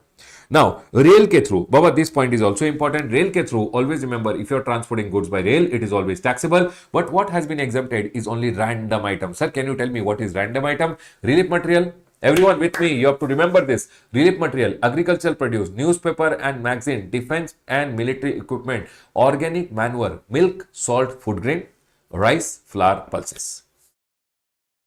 Remember this and go. Very, very important from exam point of view. And now road transportation. Road transportation, if you are going ahead and doing, means you are transporting the goods by road. If you are transporting the goods by road, courier is always taxable. GTA is always taxable. GTA, sir, you have already gone ahead and told TDS deductor exempted, other people taxable, other registered person taxable, unregistered person FB scoop was taxable, unregistered person, unregistered CTP was exempted. This we had learned in RCM chapter. But remember one thing, if GTA ke through transportation of goods is taxable in this scenario, it will not be taxable if it is random item. If it is which item, everyone? Random item. Remember, random item. Everyone, please remember random item. GTA going ahead and doing transportation of random item. Relief material, agricultural produce, newspaper and magazine, defense and military equipment, organic manure, milk, salt, food grain, rice, flour, pulses. I am telling again and again so that you remember it in your exam also. In your exam, you will feel as if I am sitting on the side and telling you. Done. Chalo, everyone, now. If anyone else is doing transportation, everyone listen to me very carefully. If anyone else is going ahead and doing transportation, like other than courier, other than GTA, for example, I am a normal truck wala, okay? Listen carefully. I am standing outside a shop. Anyone buying refrigerator, they tell me, sir, can you drop it to my home? I drop it to their home. Do I issue consignment note? No, I'm not a GTA because GTA issues consignment note. Anyone other than a GTA who is doing transportation by road, like individual truck wala, tempo operator, cart, bullock cart wala, they are always exempted. Always exempted. But for example, now everyone listen. I came out of a shop. I bought a refrigerator. Now I wanted a truck. I went to online over here to Porter. Porter ke through I that directed to one truck wala. Let me draw one truck. Hey. Array. Wait. How to draw one truck? Okay. This is one truck. Okay, everyone. Truck. Okay. Now truck is there. Truck wala will come. He will drop it for me. Now you tell me one thing. Have I booked it through Porter? In this scenario, when he is going ahead and providing me services, this services gets covered under section number 95, local delivery services. And local delivery services, I hope you guys remember, we had gone ahead and told Porter ke through, supposingly, I went ahead and booked one truck through Porter. This is a truck which I went ahead and booked through Porter over here. Then you tell me one thing, who will pay the GST? In this scenario, sir, you went ahead and told, if you go to Porter, you booked a truck wala gave you the service. If the supplier is liable to register, then supplier pays. I hope you guys remember. 1 minute, I'll show you over here. We had gone ahead and learned about local delivery services here. Yes, sir. You had gone ahead and told about local delivery services. Yes, sir. Now, local delivery service supplier is liable. Supplier pays GST. If supplier is not liable to register, then who will pay? E-commerce. And hence, government is going ahead and telling, sir, supplier to will not pay. So, e-commerce only will be liable to pay under section number 95. So, tell me one thing. I booked one bullock cart, horse cart, or donkey cart. There is no GST over there. I went ahead and booked a truck. Directly I booked, no GST. If I book through e-commerce, e-commerce will collect the GST and pay the GST to the government, because local delivery services, there is no exemption. Please tell me, everyone, are we clear with this point? Do you recall, everyone? Please tell me, are you guys able to recall this point? This point is the amendment which is applicable for your May exam. Please tell me, everyone, are we clear with this point? Except local delivery services by or through e-commerce. In that scenario, e-commerce will pay the GST. So tell me one thing, I had to transport something. I booked a truck, put my goods and sent it. The truck wala did not issue a consignment note. It's not a GTA. GST, no GST. Taxable or exempt? Taxable or exempted, everyone?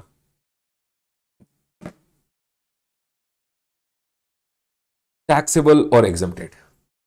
I booked a truck directly because I had to transport some goods. Taxable or exempted? Sir, exempted. But I went to e-commerce and e-commerce ke through I booked it. Then it will be taxable under section number 95. E-commerce will collect the GST and pay the GST to the government. People, are you guys able to understand this point? Please tell me, everyone, are we all clear with this point?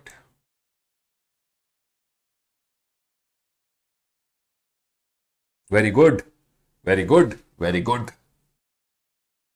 People who are replying, I mean to say, you are concentrating. Very good. Very good. Very good. Very good. Chalo, everyone over here now, let's go ahead. In this chart, all the other things are okay for reading purpose. One point which I want to go ahead and explain you guys is this point.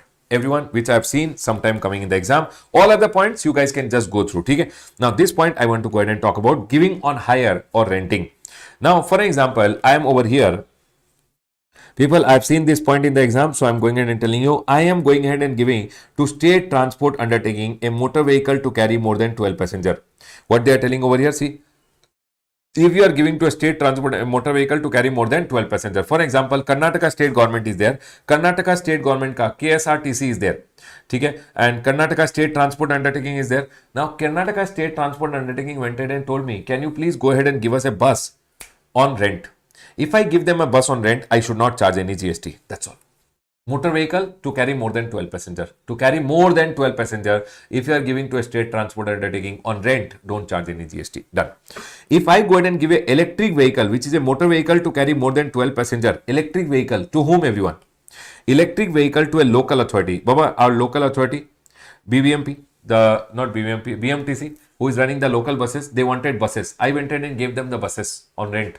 I bought the bus, gave it on rent to them. I should not go ahead and charge any GST because it's an electric vehicle, motor vehicle, more than 12 passengers. If I am giving to a local authority, I should not go ahead and charge any GST. Or if I am going ahead and giving to a GTA, Goods Transport Agency, one truck, I should not go ahead and charge any GST. See what they are telling? If you are giving to a GTA, a means of transportation of goods, then also you should not charge any GST. This is one very important point from exam point of view.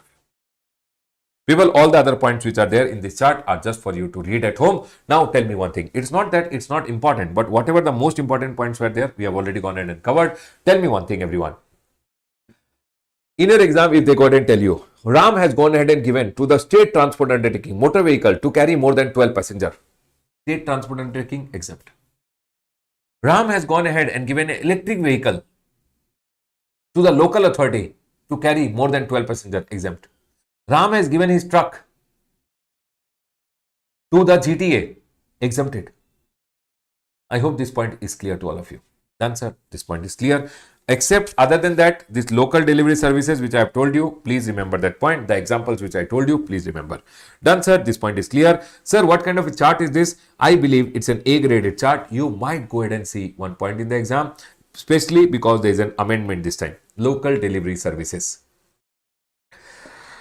Done, sir. Sir, can you please tell us to mark some point? Yes, Baba, I'll tell you to mark some point which you can mark and keep. This flight wala embarking wala point is very good point. Railway wala point you can mark and keep over here. This random item, please remember what is random item. This GTA, so anyways I have gone ahead and told you. Yes, sir. Then local delivery services wala point I have told you. And I have seen big question mein this point being asked, giving on hire wala point.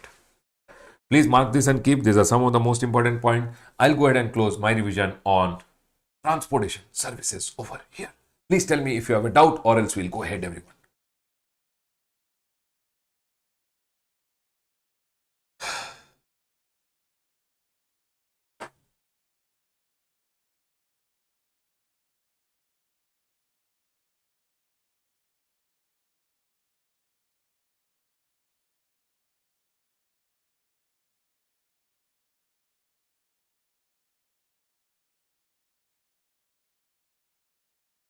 Are we all clear till here, everyone? Yes, sir, we are all clear. The next one, which is their admission related services. Everyone, please come to admission.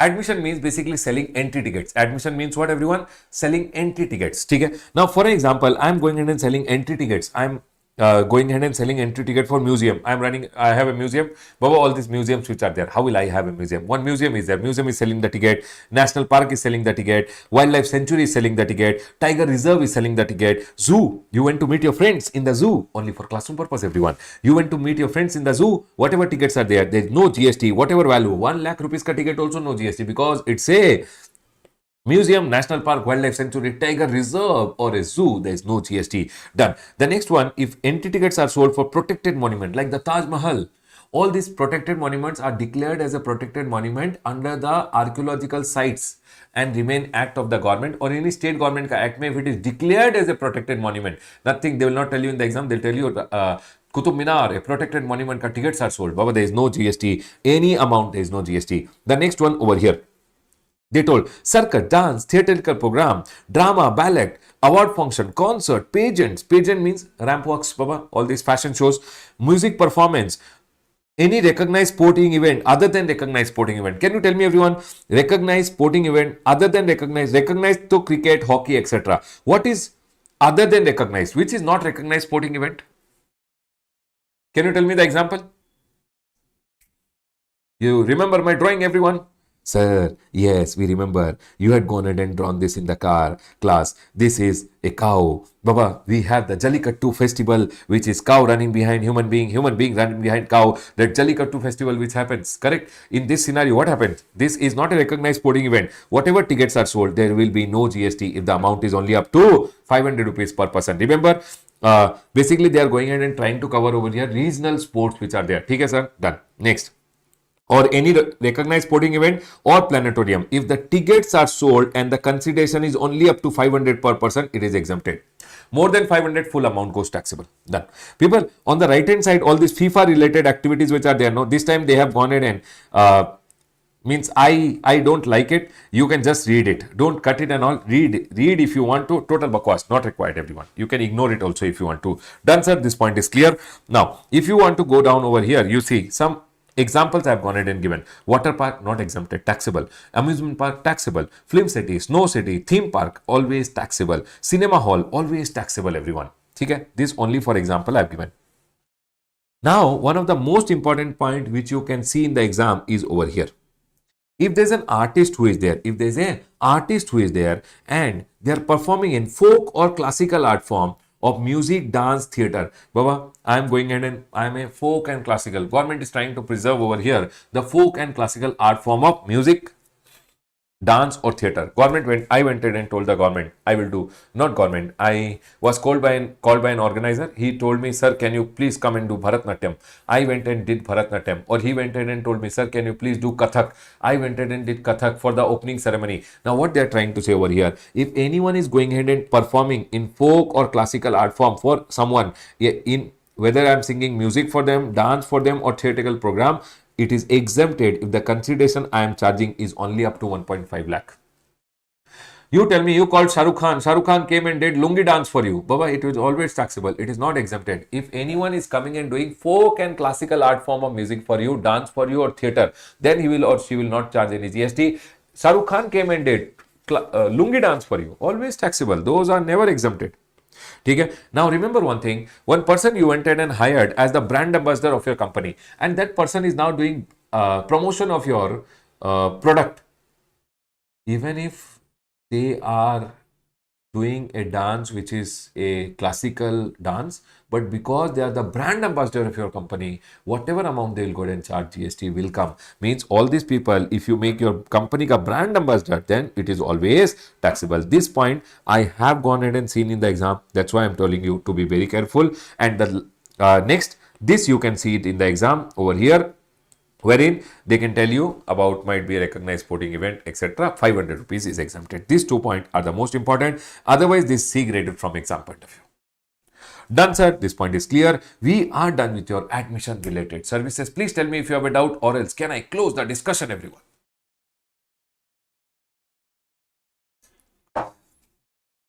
Done, sir. Please go ahead. Let's go ahead. Come to the next one. The next one is agriculture. Please come to agriculture. I'll give you 2 minutes time to talk. and then we'll go ahead. 2 minutes break. I'll also get some water. 2 minutes ka break. Okay, everyone?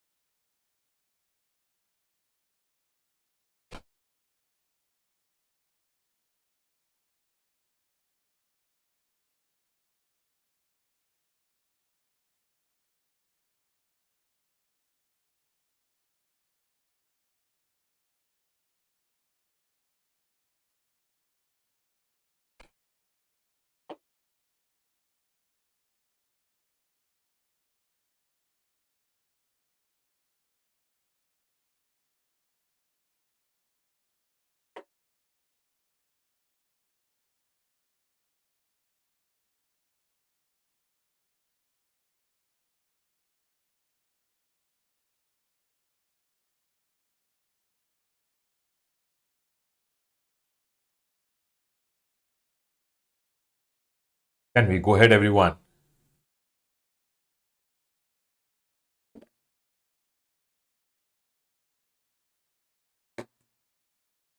Sure. Now, the next exemption which you are going to learn is relating to agriculture. Everyone, listen to me very carefully. Agriculture, what I have gone ahead and done is, from the beginning till the end, whatever is relating to agriculture, from growing till selling, I've gone ahead and covered everything, saying what is exempt and what is not exempt. Everyone over here now. Agriculture mein, what do you mean by agriculture? First of all, you have to understand agriculture means growing plants or growing animals. Growing animals, we don't call growing animals, we call it rearing of animal. So if you are going ahead and doing cultivation of plant or rearing of life form of animal, except horses, you are doing cultivation of plant or rearing of life form and animal, means you are growing plants or you are growing animals. For what? For your food, fiber, fuel or raw material or any other similar product. Now sir, can you tell me how you can grow animals for food? Baba, pig for food, eggs, okay, chicken for food, cow dung for fuel. This is fiber. So what they are trying to tell over here, or for example, you are doing fish, you are growing for food, you are going ahead and growing silkworm cocoon for what? Silk. So what they are going ahead and telling, if you are growing plants or you are growing animal, you are going ahead and doing agriculture. And agriculture ke liye, Baba, agriculture is never charges any GST. So what government went ahead and told, no, whatever services will be given to an agriculture is by anyone should also not be chargeable to tax, and hence government went ahead and told it will be exempted. Not all services, some of the services have been exempted by the government when you are going ahead and giving to a person who is doing agriculture. What is agriculture? He is growing plants or he is growing animals. Growing animals, don't write in the exam. It's called rearing of life form of animal. Okay, sir. So if I'm going ahead and growing plants or I'm going ahead and growing animals, then whatever services I'll take, it will be exempted, but not all, some of them. So government is telling, if any service has taken in relation to agricultural operation directly relating to producing the agricultural produce, when agriculture is growing agricultural produce, to make the agricultural produce, whatever services are taken directly in relation to this will be exempted. So what do you mean by directly in relation to this? Including cultivation related services, harvesting related services, threshing related, plant protection, testing. Baba, remember one thing, to cultivate any services taken, to do the harvesting, any services taken, threshing related, threshing, plant protection, fumigation ka services, all these services will always be exempted. So for example, I want to do agriculture. If agriculture ke liye I go ahead and take cultivation के लिए any services, soil testing का any services, after the crops have grown, plant protection, fumigation, you know fumigation, this fumigation, they will go ahead and do fumigate, they will put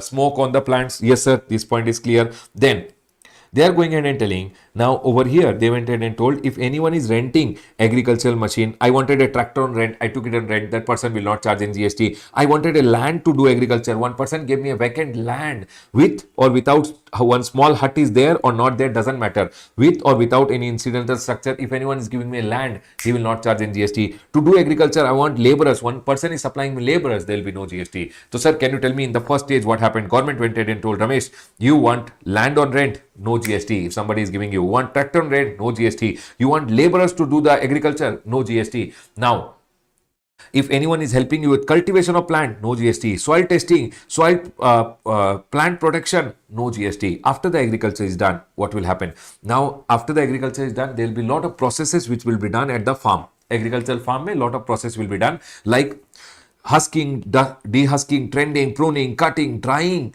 cleaning, fumigation. Fumigation means again poisonous gas will be put so that all the insects will die.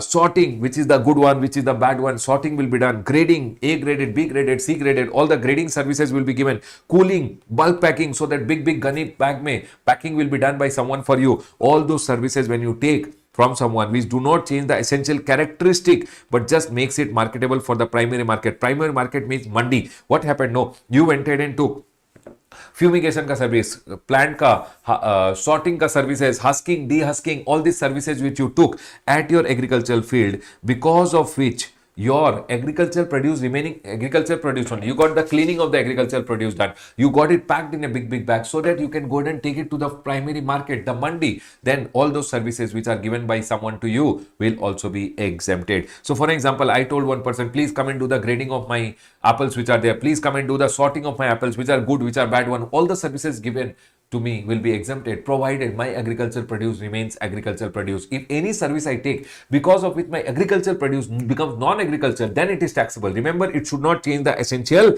character. Sir, can you please explain? For example, I went ahead and took services relating to grading of apple, exempted. I went ahead and took services in relation to converting apple to apple juice, then Baba, it is taxable. Remember one thing, I went ahead and took services of sorting of tomatoes, packing of tomatoes, exempted. But if I went ahead and took one service because of which my tomato became ketchup, taxable. I went ahead and took services related to sugar cane, exempted. Sugar cane became jaggery, that service will be taxable. I took one service in relation to paddy, cutting, husking, dehusking, exempted. But paddy converted into rice, milling ka services, taxable. Remember one thing. For example, one person gave paddy ka milling ka service. This meal which is there is service exempt or taxable. Paddy is agricultural produce. Rice is not agricultural produce. Converting agricultural produce to non-agricultural, that process will be taxable. And hence they are telling it is not exempted. Remember one thing, Baba. Any process which is done, any service in relation to agricultural produce which makes agricultural produce remain agricultural produce only is exempt. But any service taken because of which agriculture becomes non-agricultural, then it is taxable. I hope this point is clear. Apple is agricultural produce. Any service taken for because of which apple remains apple only, that service will be exempted. But if I took any service because of which apple became juice, then that service is taxable. I took a service because of which potatoes remains potatoes only, cleaning etc. is done, no GST. But I took a service because of which potatoes became cheap, then that service is taxable. Is this point clear to all of you? Yes, sir, this point is clear. Everyone over here now. First of all, I took a land on rent, no GST. Then I did cultivation related. Cultivation ke liye any service taken, no GST. I took tractor etc. on rent, no GST. I took laborers on rent, no GST. Agriculture done. After the agriculture is done, I got lot of services done like curing, sorting, grading etc. Because of which agricultural produce remains agricultural produce, exempted. Because of which agricultural produce became non-agricultural, then that service is always taxable. After the agriculture is done, I will go ahead and store my goods in a warehouse. Remember one thing, everyone.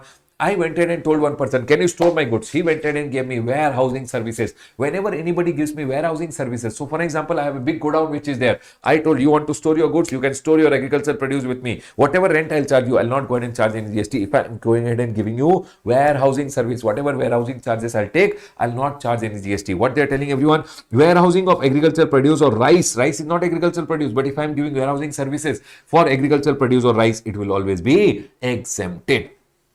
If I am giving warehousing of minor forest produce like tamarind, curry leaf, tendu patta means bidi leaves, or bamboo, honey, all these warehousing services are also exempted. If I go ahead and give warehousing services for all these things, which is minor forest produce like tamarind, curry leaf, tendu patta, bamboo, honey, then also my services will be exempted. If I do warehousing of cereal, pulses, fruits, vegetable, my services will be exempted. Remember one thing, everyone, if you get fumigation done here, it is exempted.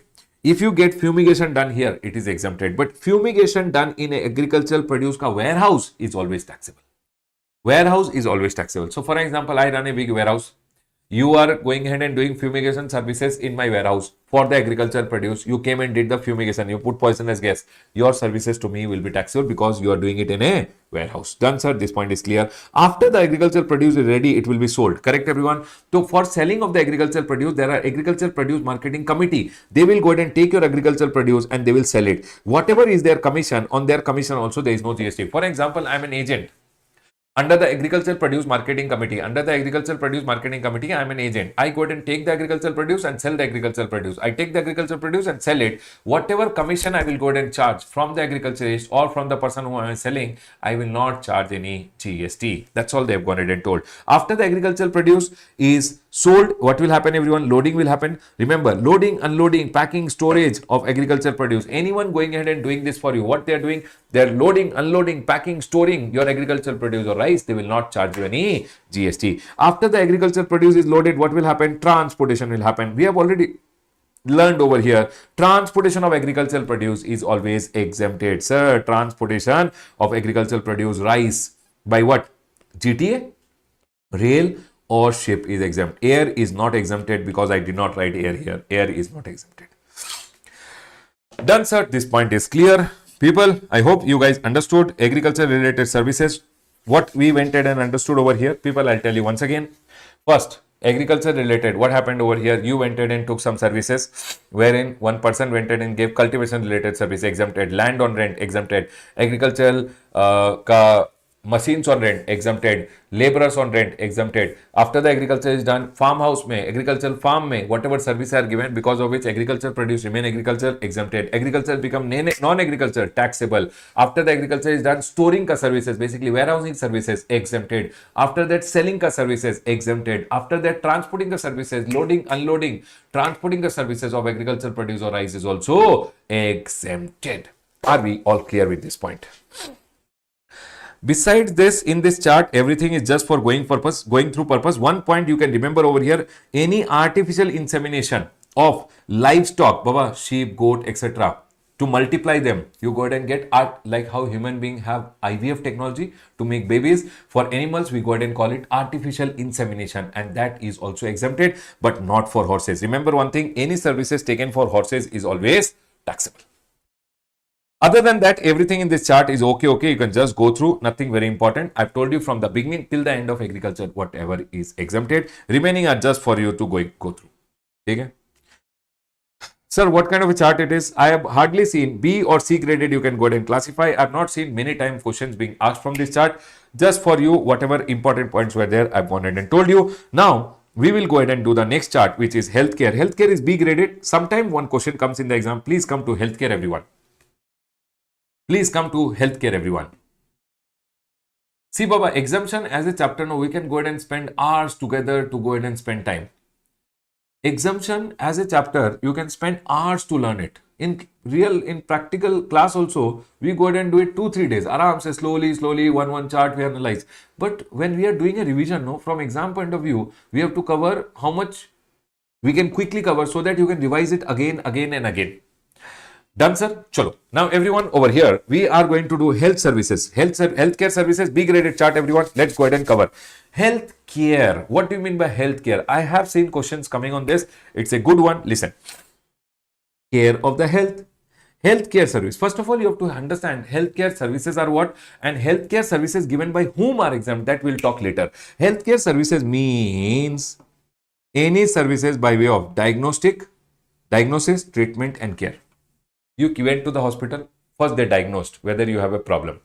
After the problem was diagnosed, they gave you treatment. After your treatment was done, they will keep you in a hospital bed. They'll take care of you. That is care.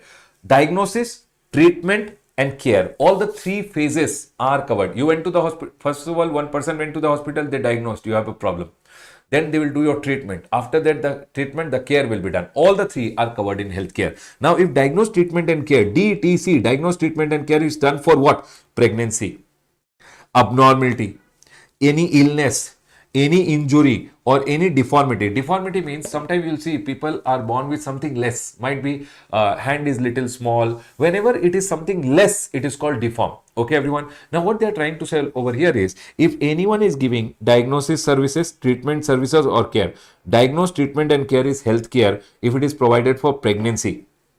One madam, she was diagnosed, she is pregnant. After that, the treatment kept on happening for 8-9 months. Any treatment was there. Then after the baby delivered, care was being taken. The madam was taken care in the hospital. All these are relating to healthcare. Pregnancy, any abnormality is there. Diagnosed, treatment and care for abnormality. Any illness is there. Any injury is there or any deformity is there. Diagnosed, treatment and care for all of them is covered. But remember one thing, it should always be the diagnosed, treatment and care should be done in recognized system. What do you mean by recognized system? Ayushan. Sir, what is recognized system? Baba, see, you went to one Baba. Baba took out one lemon and Baba is telling, now I diagnosed, you have a problem. Lemon treatment he did. Baba, all those are not recognized in India. You have to remember one thing. If the treatment is done through recognized system, only then it is healthcare. Only then it is exempt. Now, what they are telling over here, what is recognized system in medicine in India? In recognized system of medicine in India is allopathy, yoga, Unani and Siddha. All this Unani and Siddha is all that study booty wala treatment, basically leaves, etc. get through treatment. Homeopathy, Ayurveda and naturopathy. What they are telling over here, if any diagnosed treatment and care is done through pregnancy, for pregnancy, for any abnormality, for any illness, for any injury, or for any deformity in recognized system of medicine in India. What do you mean by recognized system? It's all the diagnosis, treatment and care should be done through this system only. What is recognized? They are telling allopathy, Western medicine is recognized. Yoga ke through diagnosis, treatment and care is recognized. Unani and Siddha treatment which is there. Then homeopathy, Ayurveda and naturopathy, these are some of the fields which are recognized in India. Through that, if somebody is doing your diagnosis, treatment and care, then his services will be under exempted. Now, what they are going ahead and telling, what are the things which are not recognized system? Acupuncture, that needle wala treatment which is there, acupuncture is not recognized in India. So, anyone providing acupuncture treatment, it is taxable. Chinese medicine, Baba, you ate some Chinese medicine. Okay. Chinese medicine, taxable or exempted? Exempted. No, taxable. It is not recognized in India.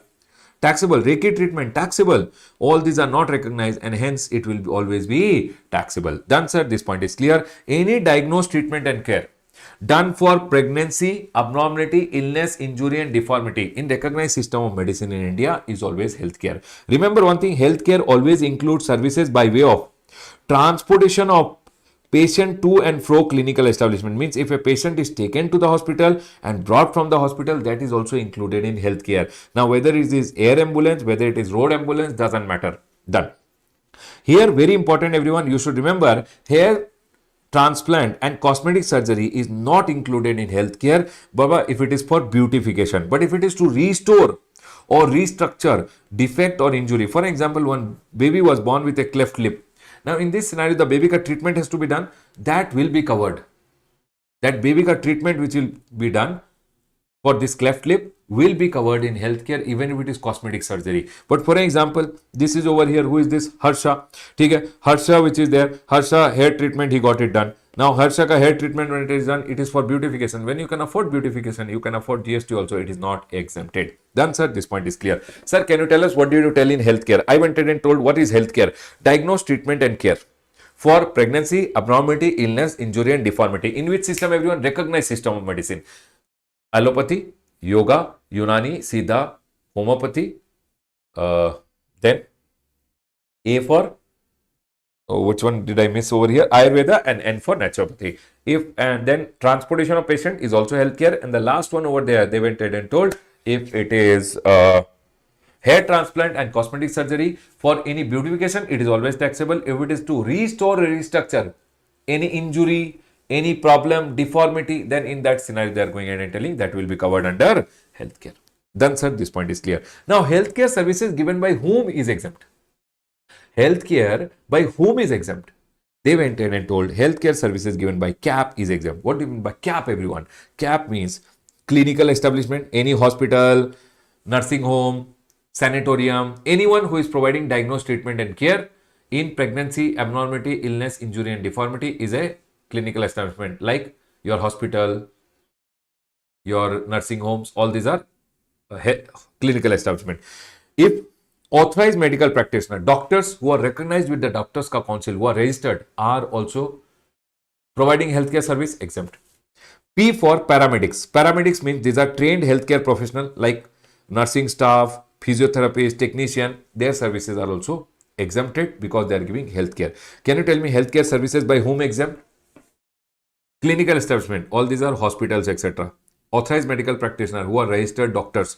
P for paramedics. Paramedics are not doctors, but they are trained healthcare professionals like nurses, technicians, physiotherapists. All this comes under trained healthcare professional. Basically, they are also, their services with respect to healthcare is also exempted. Done. Here, one small point is there. If one hospital is going ahead and giving bed and bed charges are 5,000 per day, then it is exempt. But if you can afford a bed of more than 5,000 per day, then Baba, that will always be taxable. Means if hospital is going ahead and giving you a bed and bed charges are more than 5,000 per day, then it will always be taxable. Done. But remember one thing, bed people take by choice. When a person is admitted, bed is selected. But ICU, ICCU, NICU are not selected and their charges per day might be 20-30,000 rupees. Government told, don't charge any GST on ICU, ICCU, etc. charges. See, intensive care unit, intensive cardiac care unit, neonatal intensive care unit charges any amount will always be exempted. Any amount will always be exempted. But normal room charges more than 5,000 are taxable. ठीक है sir. Now these people going ahead and running an ambulance will come under healthcare. What if I started ambulance service individually? I told I will also start ambulance services. Then they are telling if anyone other than CAP, clinical establishment like hospitals, etc., authorized medical practitioners, doctors who are recognized, and paramedics. Other than these people, if anyone is also running an ambulance, that will also be exempted. So, for example, in COVID, I went ahead and told I will start running ambulance services. If I run ambulance services, that will also be exempted. Ambulance services by clinical establishment, authorized medical practitioner, and paramedics is also exempt. And if I am running ambulance service, that is also exempt. Done, sir. Then they went ahead and told, why should human beings have all the fun? Veterinary clinic giving services to healthcare services to dogs and cats, birds are also exempted. Basically, animals ka healthcare services are also exempted. Now here, 2 points I have written. But when a baby is born, the baby is connected with the mother with an umbilical cord. This umbilical cord, no, they will go ahead and preserve. Nowadays, preservation of this umbilical cord is done, which is connected to the mother and the child. That umbilical cord is being preserved. These preservation services are done by cord blood banks, and that services pay always taxable. The services are always taxable. Okay. Besides that, in the hospital, no, all this waste blood, waste tissues, waste organs, all this will be lying. All this will be collected by a person who is called a biomedical waste treatment wala. He will come, he will collect everything, and they will treat it so that disease don't spread. They will come to the hospital, collect all the garbages which are there, they will collect it and go, and this service ke liye they will charge an amount to the hospital, and that charges are taxable. Remember one thing, any services by biomedical waste treatment facility wala, basically always GST will be payable. Done, sir. This point is clear. Now here they went ahead and told if room charges are taken from a person who is admitted, is it taxable or exempt? Room charges are for care. Care is always exempt up to 5,000 per month. Not per day per person. Not per month. Per month, nahi baba. Per day per person 5,000. If it is more than 5,000, taxable. Done. Now doctors went ahead and told, sir, this is a hospital. We go ahead and give the services in the hospital and hospital pays us. Whether our services also will be exempted? Government told yes. Whenever doctors and consultants are hired by hospital and hospital pays them, that service is also exempted. Okay. One person was admitted in the hospital. Hospital charged him 10,000 rupees. 7,500 was for the treatment. 2,500 hospital retained it. Hospital told, we went ahead and checked your BP. We went ahead and checked your thyroid. We went ahead and checked this. For this, we'll charge you 2,500. Is this services of retaining the money? Treatment के लिए 10,000 taken deposit, 7,500 का treatment done, 2,500 retained by the hospital is also exempted. Remember one thing, retention money charged from patient is also covered in healthcare. That will also be exempted. Whenever a person is admitted in the hospital, you are giving healthcare plus food also. Food pay there is GST, healthcare pay no GST, but it is composite supply and entire amount becomes exempt. They are going in and telling food given to inpatient is a composite supply bundled with healthcare, and that will also be exempted. The next one, food given to outpatient or attender or visitor. Baba, your family members come to eat. Your family members came to visit at the hospital. Baba, first they will go to eat and then they will come and visit. When they go to eat, they are not given healthcare services. That is always taxable. The next one over here. If hospital is going ahead and giving shops on rent, auditorium on rent, advertisement services, always taxable. Sir, services of IVF. IVF is for treatment of pregnancy, and pregnancy treatment is exempted. Done, sir. This point is clear. That's all we had to go ahead and remember over here. Please remember this point, everyone. And these circulars are very, very important. You have to remember also in your exam that, sir, 5,000 rupees wala point which I told you, NICU, etc. ke liye all amount has been exempted. These points I've gone ahead and seen. Sometimes they go ahead and talk about it. Please be careful about it. Beautification is always taxable. Cosmetic and plastic surgery for any injury, any defect is always exempted. Are we all clear with this point? Please tell me, are we all clear? Anyone, any doubt, please tell me. Or else we'll go ahead.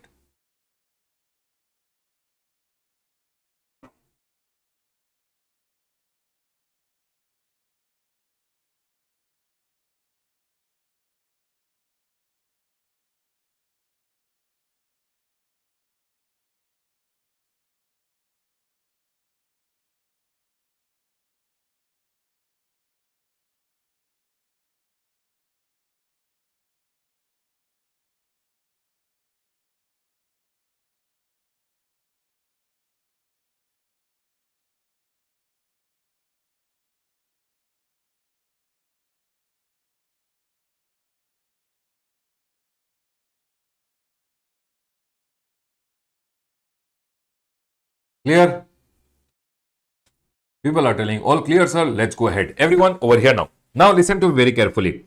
Legal services we are already discussed along with RCM, which when we are discussing that arbitral tribunal, advocate, senior advocate or firm of advocate. We had already discussed this when we were discussing charge of GST. Baba, always remember their services only if they are giving to a business entity whose last year turnover is more than registration limit, RCM will come. All other services given by them is exempted. This we had already gone ahead and understood when we were learning RCM. But you can remember this still point that sir, whenever advocate, arbitral tribunal, senior advocate giving services to a business entity whose last year turnover is more than registration limit, then business entity should pay GST under RCM. All other services exempted. Very, very important. You can see advocate related one small point in the exam. Please be very careful. Please come to your education related chart, A graded chart, everyone. Please come to education. Please come to education, everyone.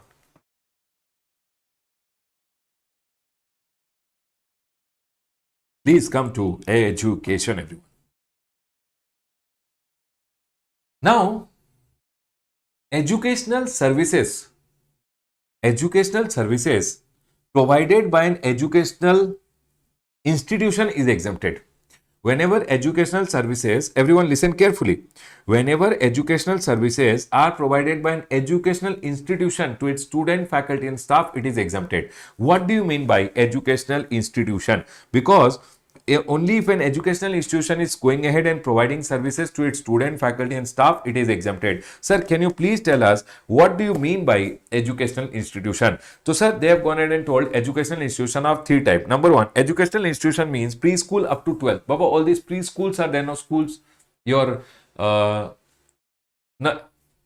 Arey Baba, all these Montessori schools and all, preschools, okay, nursery schools and all. That plus up to 12th wala is called preschool, up to 12th. Okay, sir. Then education as a part of curriculum for obtaining qualification. All your degree colleges, post-graduation degree colleges are covered in the second one. And the third one over here is if anyone is providing education as a part of vocational education course. Sir, what do you mean by vocational education course? Everyone listen carefully. Number one, preschool up to 12th. Okay. Number two, degree colleges, post-graduation degree colleges. Number three, if anyone is providing approved vocational education course. Sir, can you please explain what is approved vocational education course? Although they will not ask you in the exam, but just for a knowledge, I'll tell you.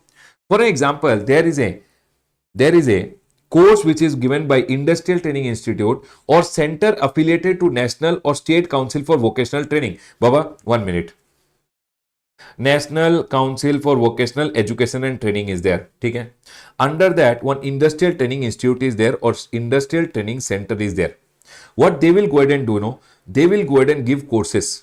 For example, one guy is there, useless fellow, he is not studied only, nothing he has done, only for classroom purpose I am telling. People who have not studied, not useless, only for classroom purpose I am telling. For example, this guy, he never went to school. When his papa told, mama told, go to school, he did not go. Now he is, after 10th, he has failed. Now what to do? So he went to the ITI, Industrial Training Institute or Industrial Training Center, and he did one skill course. Skill course like computer course. Okay? And he came and told me, Ramesh sir, please give me job. I know computer. I will give him job. So basically, all this approved vocational, you don't have to read completely. You have to understand this. Approved vocational education courses are those courses which are provided by this Industrial Training Institute and Industrial Training Center, and they go ahead and give these courses. Whatever fees they will charge, no, they will not charge any GST because these people are under the National Council for Vocational Education and Training. Whatever skill courses, etc., they will go ahead and give. Whatever charges they will charge, they will not charge any GST. So can you tell me, everyone, educational institutions are of three types. One is educational institution up to 12th. One is educational institution which is college, etc. or post-graduation college. One is approved vocational courses who are providing courses which goes ahead and basically makes you employable, which gets you jobs, is called approved vocational courses, basically approved under the National Council for Vocational Education and Training. Done, sir. Now remember, whenever they are providing any services to their student, faculty and staff, for example, I am a college. To all my students, whatever fees I charge, tuition fees, migration certificate fees, examination fees, this fees, that fees, whatever your schools and colleges charge you fees, no, they will not charge any GST because they are an educational institution. Tuition fees, dress fees, food fees, college fees, no GST. Exam fees, no GST. Migration certificate, no GST. Any fees which is charged by educational institution, any amount which is given, any service which is given by educational institution to its student, faculty and staff. College is giving faculty training, charging a fees, no GST. College is giving staff training, charging a fees, no GST. Remember one thing, any services given by all three of them to their student, faculty and staff, there will be no GST. Now, all this educational institution, what they can also go ahead and do it, that might be they went ahead and told, okay, we'll go ahead and conduct entrance test so that people can take admission to our school or college. Now, those people are not our student. Those people are not our student. Those people are not yet our student, but they can become our student if they write entrance test and pass. Now, for example, when they are taking entrance test, I'm charging a fees, whether it will be taxable or exempt, because those fees is collected from those people who are not yet your student. They are your prospective student. So they went ahead and told over here, any services by way of conduct of entrance exam against entrance fees is also exempt. So whatever you charge to a student is also exempt. Entrance fees if you charge, that is also exempted. Done, sir. This point is clear. Now, educational institution giving services to student, faculty and staff is exempted. Now, whatever services they take, they will take also, no. Taking is taxable or exempt. So they went ahead and told over here, you remember 5 services. If an educational institution, people first tell me, are we all clear till here? Educational institution means up to 12th. College, post-graduation college or approved vocational course was providing. If they are giving the services, all the 3, if they are giving the services to their student, faculty and staff, always exempted. Is this point clear to all of you? Is this point clear, everyone? Yes, sir, this point is clear. Now, whenever they are taking the service, whether it is exempted or taxable, whenever they are taking the service, whether it is taxable or exempt, they went ahead and told over here, whenever they are taking services, you have to remember 1, 2, 3, 4, 5 service. Everyone, 5 services. Listen. Number 1, transportation of student, faculty and staff. Listen, educational institution is giving student ko transportation, it is exempted. If they are taking transportation, for example, school is running a bus, but the bus ka work is outsourced to one company. The company is providing the service. Basically, principal is not running the bus. School is providing the services of transportation to student, but this transportation service is outsourced to someone. When somebody is providing the service, whether it is taxable or exempt, so if somebody is providing me transportation ka services and I am an educational institution up to 12th, it is exempt. If somebody is giving me catering ka service, including midday meal, for example, in my school, there is a function which is there. For that, I want one catering ka services. Somebody provided me catering, no GST, it is exempted. Somebody provided me school ke liye security guard, cleaning people, housekeeping people, then also it is exempt. But remember one thing, only when they provided you within the campus. Cleaning, security, housekeeping, only when they provided you within the campus. Somebody provided me housekeeping staff, cleaning staff, security staff, they will not charge me any GST if it is provided within the campus. For example, everyone listen. This is annual day of your school which is happening in one field. This is your school. School is very small. So school mein place is not there. So what your school did, school took one ground on rent. In this ground, what is happening, everyone? All the annual day will happen. People will be throwing javelin throw. Correct, everyone. Somebody will be throwing that shot put. One ball is there. Correct, everyone. All this will happen. Now, in this scenario, what will happen now? For an example, this is Lokesh. Lokesh, yes. This is Lokesh and his girlfriend. Okay, school girlfriend. Now, Lokesh is telling, I don't feel like playing anything. She is telling, I also don't feel like playing anything. Let's run away from the ground. Go and enjoy. You would have done it during your school time. Now, in this scenario, what the principal will do? No, principal will put security guards over here who will be standing over here so that you don't run away from the ground. Now, all these security guards are not provided within the campus. They are provided outside the campus. So, any company providing security, cleaning, housekeeping services outside the campus, it will always be taxable. Remember one point, everyone, what they are going in and telling, security, cleaning, housekeeping performed within the campus is always exempted. Outside the campus is always taxable. Now, preschool educational institution which is up to 12th is going in and taking exam of the student. Exam or entrance test of the student. For that, they are telling someone to set the question paper, print the question paper, admit card printing, invigilator ka services, all services which are taken for admission or conduct of exam is always exempted. Online educational journal and periodical ka services are cut over here. It means taxable. So can you tell me, everyone, what is educational institution? Educational institution means educational institution up to 12th. Educational institution up to 12th. Then college, then approved vocational course who is providing. If they are providing the services to student, faculty and staff, always exempted. exempted. If they are taking the services of transportation, catering, security, cleaning, housekeeping, or they are taking admission or conduct of exam related service or online educational journal, online newspaper, online magazine, ठीक है, educational journal like newspaper and magazine, you cut this, all these services given to them are always exempt. Now same thing I've written over here: transportation, catering, security, cleaning, housekeeping, admission और exam related service like exam paper printing, exam का question paper setting, exam का paper correction, all services taken, और online educational journal related. Remember one thing, this is cut, this is cut, this is cut, only this two services given to college is exam. See, cut cut cut, only this and this service given to college is exempt. Done. In case of approved vocational course wala, admission, transportation, catering, security, cleaning, housekeeping, admission or conduct of exam related service or online journal, all cut, all cut. Only this service is exempt when given to approved vocational course wala. See everyone, cut cut cut cut. Only one service when it is given to him is exempted. Can you please see once and tell me if you're clear? Then I'll ask you one question.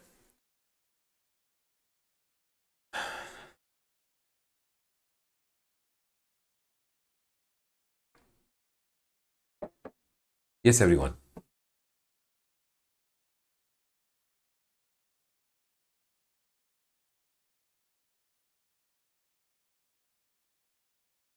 Are we all clear till here?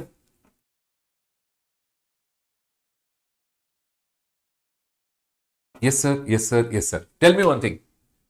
College is going ahead. College is going ahead and providing transportation services to student, faculty and staff. Transportation services given by college. Transportation services given by college. Tell me the answer. Transportation services given by college.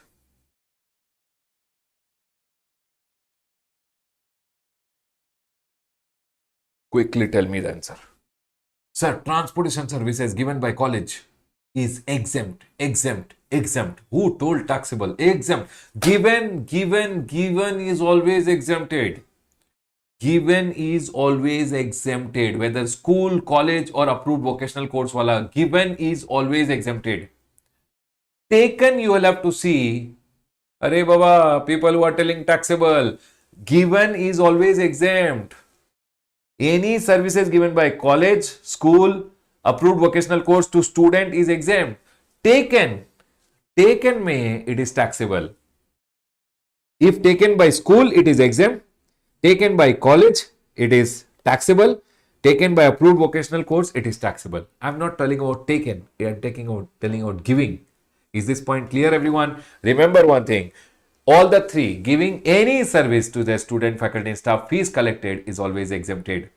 But taken, may you have to remember, only in this case, everyone, taken ka case mein, here, these 4 are exempted, here, only 2 are exempted, and here, only 1 is exempted. Is this point clear to all of you? Yes, sir. Clear, everyone? Now, I have gone ahead and written some circulars over here. Maritime training institutes are educational institutions and courses conducted by them are exempted. Maritime training institutes, no, they are going in and providing courses which are approved by Director General of Shipping. Their courses, basically, maritime training institutes, no, they provide degree or in ship related courses, and their services are also exempt because they are giving degree related services. They are giving degree in shipping courses, so their services are also exempted. Done, sir. Next, sir, tell me one thing. One school is there. School is providing food and beverages to student. Any service given by school is always exempted. But supposingly, school, what they went ahead and did, everyone tell me one thing. This is on college. College is giving food and beverages to students, selling and collecting money. It is always exempted. But for example, this college is there. College went ahead and outsourced it, canteen, to someone else. And that canteen wala is selling the food and charging an amount. Always GST will come. Always GST will come. But if school is directly going and selling, school itself is running the canteen, then it is exempted. What they are telling? Supply of food and beverages by educational institution itself to student, faculty and staff is always exempted. But if supplied by any other person based on a contractual agreement with the educational institution, always GST will be payable. So people, if your educational institution itself is providing food and beverages, always exempt. If it gave it, outsourced it to someone and that guy is selling, always GST will be payable. Sir, school is charging you entrance test fees, eligibility certificate fees, migration certificate fees, always exempt. School charging you any fees is always exempted. The next one, Anganwadi. Remember one thing everyone, Anganwadis are preschool. Anganwadi is a preschool where kids go, learn little, eat little, come back. Okay? Now in Anganwadi what happens? Catering services will be provided by a caterer. Is it taxable or exempt? So the clarification came, Anganwadi is a preschool. Anyone providing catering service will always be exempted. Now catering services ka, might be the caterer is giving the school ko food. Money might be paid by a company, money made by a corporate social responsibility one company has paid, money might be paid by government, doesn't matter. Catering services given to Anganwadi. Anganwadi is a preschool and it will always be exempted. That's all they have gone ahead and told over here. Ki sir, Anganwadis provide preschool non-formal education, hence serving of food to them is always exempt, whether it is paid by government or donation by company. Doesn't matter. Anganwadi is a preschool. Food given to them, catering services given to them is exempt. Whether caterer has got the money from government, whether the caterer has got money from company, doesn't matter. The next one, IIM. Baba, remember one thing, IIMs are also educational institution. They fall over here. Whenever they are giving degree courses to their students, it is always exempt, but they are giving short-term courses where they are not giving degree, they are just giving certificate. Certificate courses are always taxable. I have written over here, IIMs are educational institution. All long-term courses which give degree is always exempt, but short-term courses given by them are always taxable because they don't give degree. They are just certificate courses and certificate courses are always taxable. Fees charged by college from prospective employee. People, if college school is going ahead and giving services to student, faculty and staff, it is exempt. College went ahead and gave, told companies, you can come and take our all students who are there qualified, you can take them, hire them, you give us some money. They went ahead and gave services to prospective employers who will come to the school campus. If school is charging any amount, college is charging any amount from those people, that will be taxable because that service is not given by college to student, faculty and staff. Done, sir. This point is clear. Everyone tell me one thing. What did I tell you till now? I went ahead and told educational institution is of three types. One is up to 12th. One is your college and post-graduation college. One is approved vocational course provider. Any services given by them, student, faculty and staff is always exempt. Okay. If they are taking the service, you have to see transportation, catering, security, cleaning, housekeeping, admission or exam related service. Done. Here, only admission or exam related and online journal related service. Here only admission or exam related services are exempt. Admission or exam related services are like paper printing, paper setting, paper correction, all these services. Done, sir. This point is clear. In the exam, you have to be very careful whether the services are taken or the services are given. Please be very careful. Done, sir. This point is clear. Other than that, they have gone ahead and told over here some points. People, tell me one thing. This CBSE board is there. CBSE board, ICSE board, all these are state board. All these boards which are there, they will go ahead and take your exam of the student. Government told they are also educational institution only when they are taking your exam. Otherwise, they are not educational institution. See, central board, state board are treated as what everyone? Educational institution only for the limited purpose of taking exam. Only when they are taking your exam, they are treated as what everyone? Educational institution, and their services will be exempted whenever they collect any fees. Whenever they are treated as educational institution and collecting any fees from you, it is exempted. Now, to conduct the exam, they will take paper printing, paper setting ka service, invigilator ka service, that will also be exempted. It means when anybody is giving the services in relation to this exam, that will also be exempted. Please tell me everyone, what did you understand? For example, I am CBSE board, I am the state board, I am going ahead and taking my students ka exam. Whatever fees I'll charge, exempted. Okay? To do this exam, whatever paper setting, paper correction, paper printing ka services I'll take, that will also be exempted. That's all they went ahead and told.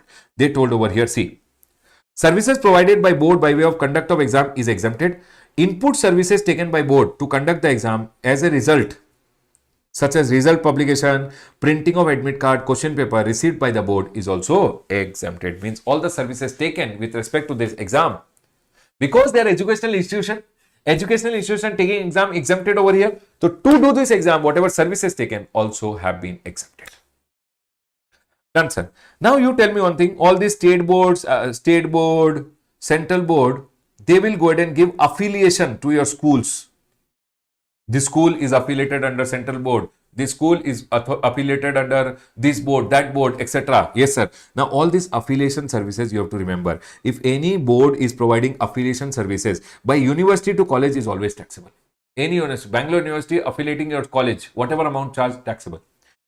Affiliation services given by your central and state board like the CBSE, state board, etc. Then to government school is exempt, to any other school is always taxable. Please remember this point. So tell me one thing, everyone. I am the central board. Doing the exam of the student, no GST. Taking exam related service, no GST. I am the central board. I am giving affiliation services to school. Government school, no GST. Other school, taxable. University is giving affiliation service. Universities giving affiliation service. What will happen? Any university going ahead and giving affiliation services. Always remember one thing. Affiliation services are always affiliation services given by your university to college is always taxable. Are we all clear? Yes, sir. Now, you know one thing, everyone. National Testing Agency is there, NTA. They will go ahead and take JEE ka exams, NEET ka exams and all. Government have told when they are taking JEE ka exam, NEET ka exam, their services are also exempted. It means whatever input services they will take, that is also exempted, because what they are telling over here, see, any authority board set up by the central government, including National Testing Agency for conducting of entrance exam for admission to an educational institution, shall be treated as educational institution for the limited purpose of providing education by way of conduct of entrance exam. So what they are trying to tell over here, if National Testing Agency or any board which has been set up by the exam by the government and it is taking exams of the student so that student can get admission in a good college, like the National Testing Agency does NEET ka exam, JEE ka exam, they are treated as educational institution and their service will be also exempted. Now, to do the exam, whatever services they will take, that will also be exempted. Done, sir. This point is clear. This approved vocational course wale ka, you don't have to remember the, what do you say? The definition, you don't have to remember this. On the left hand side, I have given one small point. Listen. Giving on hire. For example, there's one guy, he's giving transportation service to school. His transportation service is exempt. Anyone giving transportation service to school is exempt. Now, if he went to one rich person and told him, please give me a bus on rent, that person will give him a bus on rent, it will be exempted. That's all they're trying to say. Everyone tell me one thing. This is one educational institution up to 12th. If they are taking transportation services, it is exempted. When this guy went ahead and took one bus on rent from someone, that is also exempted. This is one college. Whenever anybody is giving transportation service, that is taxable. When they will go ahead and take a bus on rent, that will also be taxable. If it's a college, if it's a 12th wala institution, because they giving services exempt, they taking a bus on rent is also exempted. That's all they have gone ahead and told. If giving on hire motor vehicle for transportation of student, faculty and staff to a person providing services of transportation of student, faculty and staff to an educational institution up to 12. So, Papa, if I am providing transportation service, it is exempt. If I take a bus on rent, it is also exempted. Please tell me, everyone, are we all clear till here, everyone? Are we all clear till here?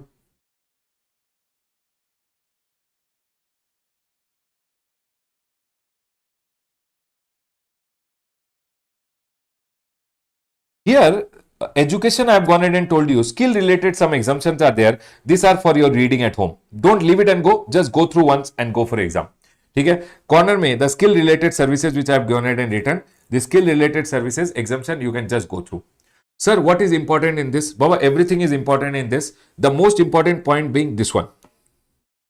These 5 services which I have gone ahead and told you. Remember one thing, simple.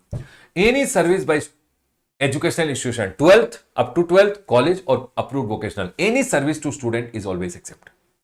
Taking services, please remember. That is the most important. Done, sir. This point is clear. The next one over here is insurance services. Please come to insurance, everyone.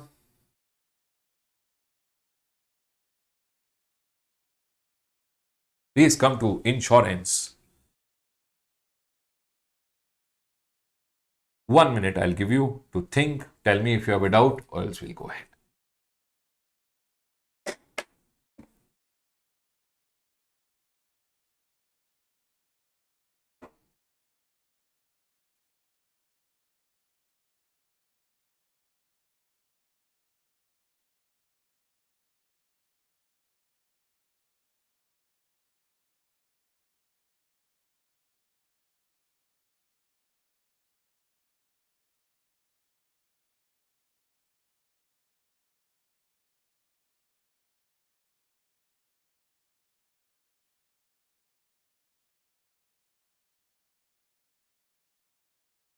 Can we go ahead, everyone?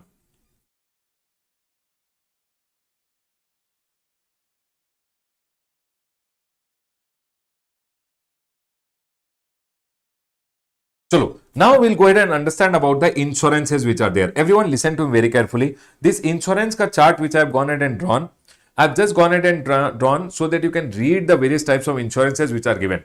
Okay? It's just a chart which has been given so that you can read the various types of insurances which have been exempted by the government.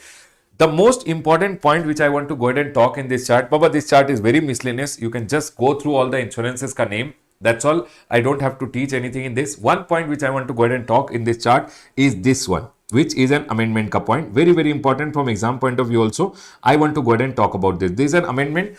People who have version 9, you can write it down. You can take a small screenshot and you can write it down in your chart book and keep. Okay? Other than this, all the points which are there in this chart, now you can just go through them.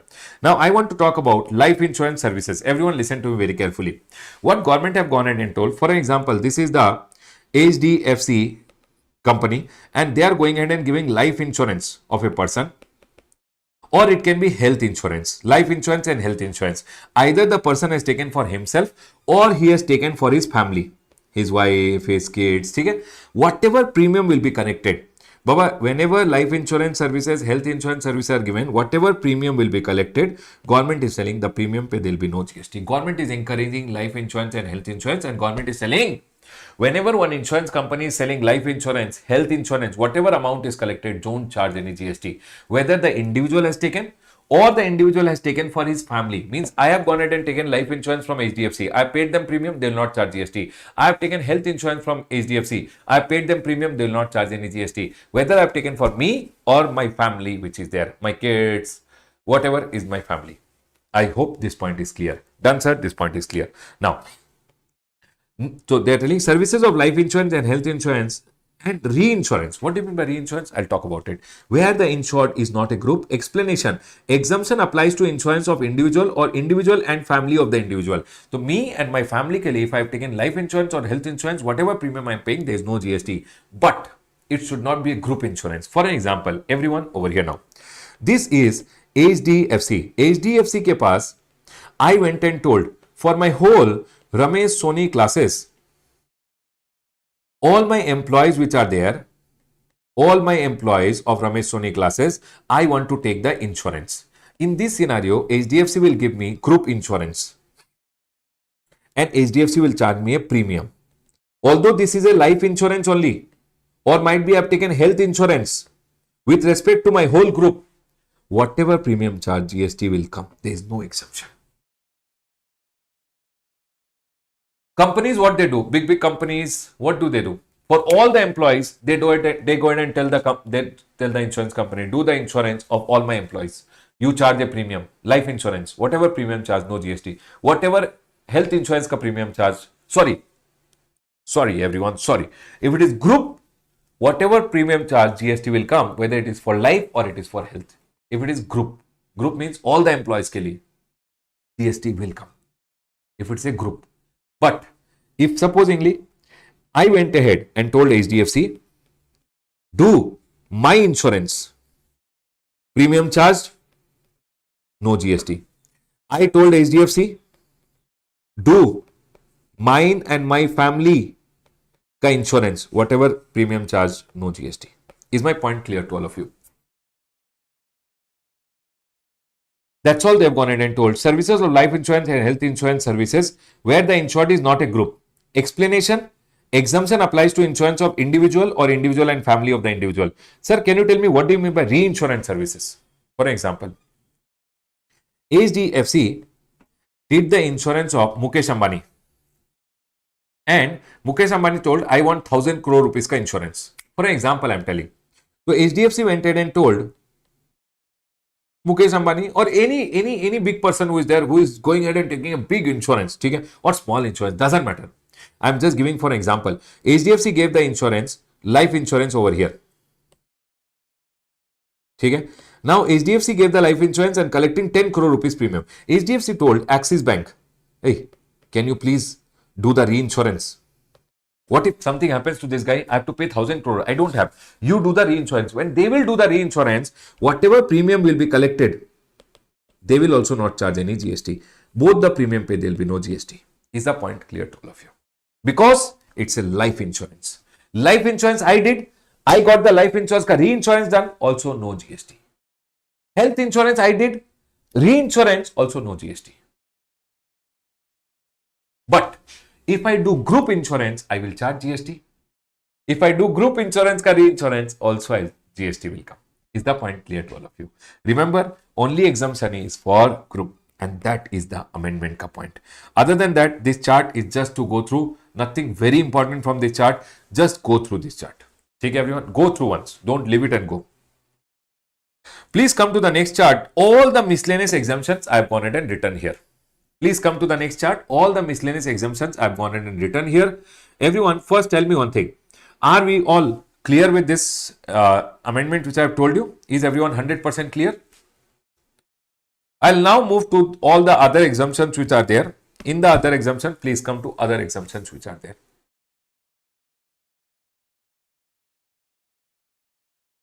Please come to all the other exemptions which are there.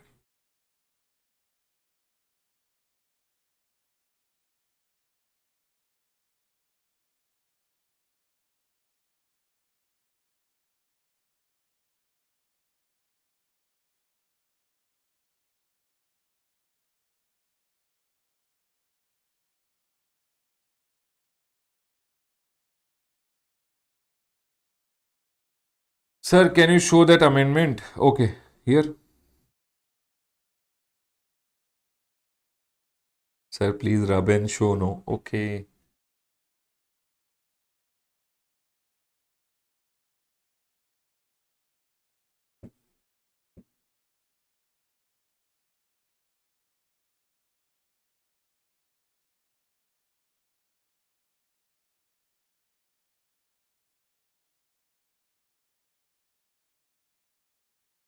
Can we go ahead, everyone? Everyone over here now. Now let's go ahead and read all the other exemptions which are there. Please come to all the other exemptions. Please come to all the other exemptions.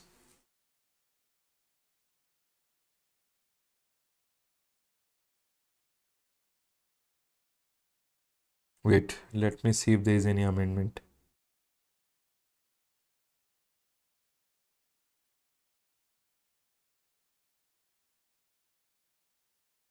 Just give me a second, everyone.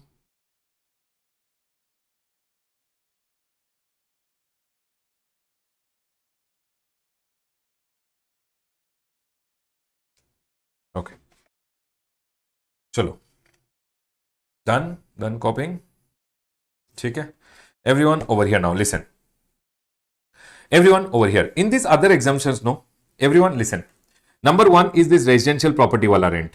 If anyone is going ahead and giving you residential property on rent, everyone listen to me very carefully. I am going to go ahead and giving you residential property on rent. If you are unregistered person, exempted, no GST. But if I give you and you are registered person, you are using for business, RCM. If I give you your registered person, but you are using for your personal purpose, registered, but you are not using it for your business, not showing as business expense, it's for your personal purpose, then also exempted. Done. And this was not applicable. Renting of residential house was not applicable. So for example, I went ahead and gave a PG to you. Baba, people used to say PG is also a residential house only. No, you are giving residence to students. Remember one thing, this exemption is not applicable in case of PGs. So they went ahead and told anyone renting residential house is always exempted, but exemption except when the residential house is rented to a registered person. Okay, everyone, registered person should pay GST under RCM, and exemption covers services by way of renting of residential property to a registered person, where registered person is a proprietor renting residential dwelling in personal capacity for use as own residence, and such renting is on own account and not for the firm, then also it is exempted. Done, sir. Then but they went ahead and told in case of PGs etc. this exemption is not applicable. You can't go ahead and say PG is given on rent, it's like a residential house only for the student, students are registered, it will be exempt. No, they went ahead and told services by way of accommodation like PG's hostel, if they are going ahead and giving and the value of supply is less than equal to, please make it less than equal to, less than or up to 20,000 rupees per person per month, provided that accommodation is supplied for minimum continuous period of 90 days. So for example, one student came to stay in my PG and I have given the PG on rent for 90 days. How many days, sir? 90 days at least. And I'm charging, means I've given for 3 months and I'm charging per month 20,000 rupees or less than that, then I'll not charge any GST. So less than 20,000 or up to 20,000 and I've given for minimum 3 months. For example, one person came to stay in my PG, I'm charging less than 20,000, but only 1 month he came. Taxable, I should charge GST. 2 months he came, I should charge GST. I'm charging 25,000, I should charge GST. It should be less than equal to 20,000 plus I should have given it for minimum 3 months, then it will be accepted. Done, sir. This point is clear. Other than that, everything is reading category, reading category, reading category. 1 minute. I like this point. I like this point. All others are reading. Okay, everyone, just go through quickly.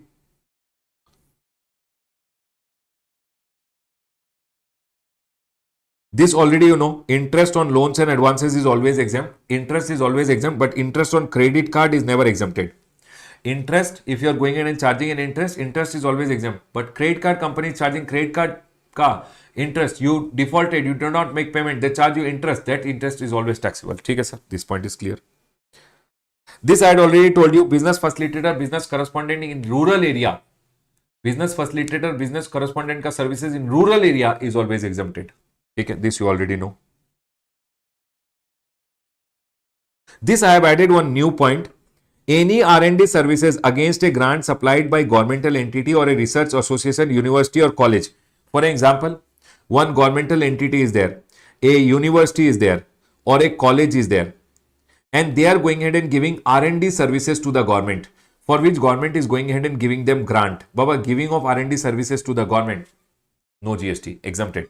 They are telling what? R&D services against grant. Government is giving grant and supplied by whom? A governmental entity or a research association or university, college or any other institution which is notified. So basically these people, if they are going ahead and giving what, everyone? R&D services, and government says they are receiving what? Grant, then their services always will be accepted. Okay, sir. R&D services. This I have seen in exam sometime. If you are giving any services to anyone for an exhibition which is held outside India, whatever amount you collect, don't charge any GST. For example, Ram came to me. Ram told Ramesh, you are doing an exhibition outside India. I want to put up a stall. I charge him 10,000 rupees. I should not charge any GST because exhibition is outside India. In exam, they will go ahead and tell you about exhibition in India. That will always be taxable. Done. I have seen this also coming sometime. Services by a foreign diplomat mission, embassy, consulates, all these people, when they are in India, any consulate, embassy are called foreign diplomat mission. When they are giving services, services by them is always exempt. But if they are taking the service, it is always taxable. Remember, services given by them is always exempted, but services given to a foreign diplomat mission. So for example, I am a foreign diplomat mission. We are an embassy, consulate. We are giving the services. Giving is exempt.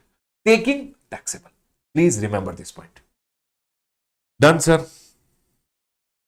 This I have gone ahead and seen. In the next one, this third point which is there, no, I have seen coming in the exam. I want to tell you this third point. Everyone listen. For example, one apartment is there. Everyone concentrate. One apartment is there. In the apartment, 10 flats are there. Okay? Resident Welfare Association. Apartment has created one association. This association does the maintenance of the flat. It's basically providing services to all the people who are staying in the apartment by maintaining the flat.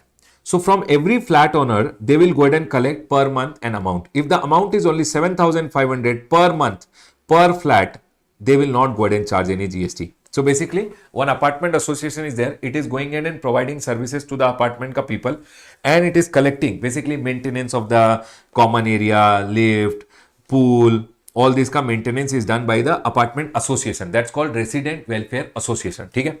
Association giving services to the apartment by maintaining the flats and collecting an amount. If it is 7,500 per month per member, it will always be exempted.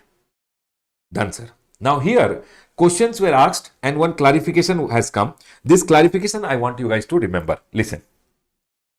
For example, this apartment association is charging from the member 7,500 per month per member. Will that be taxable? Sir, 7,500 per month per flat is exempted. Correct, sir. No GST. On the service, there will be no GST. Association giving services to the flats, collecting an amount, no GST. Done.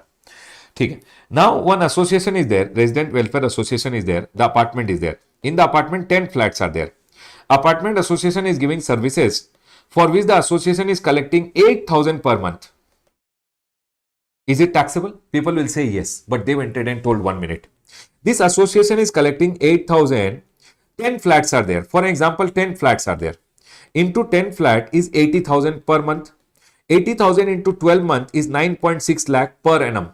If it is 9.6 lakh per annum, it means apartment association is not registered person only. If it is not registered, even if it is charging 8,000, they will not charge GST. So, sir, when will GST come? They went in and clarified, listen. First of all, they should be providing services.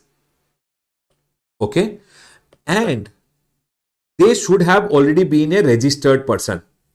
And then they should be charging more than 7,500. For example, they are charging 8,000, then GST will come if they are registered. It means they should have already taken registration and charging more than 7,500, then GST will come. Done, sir. This point is clear.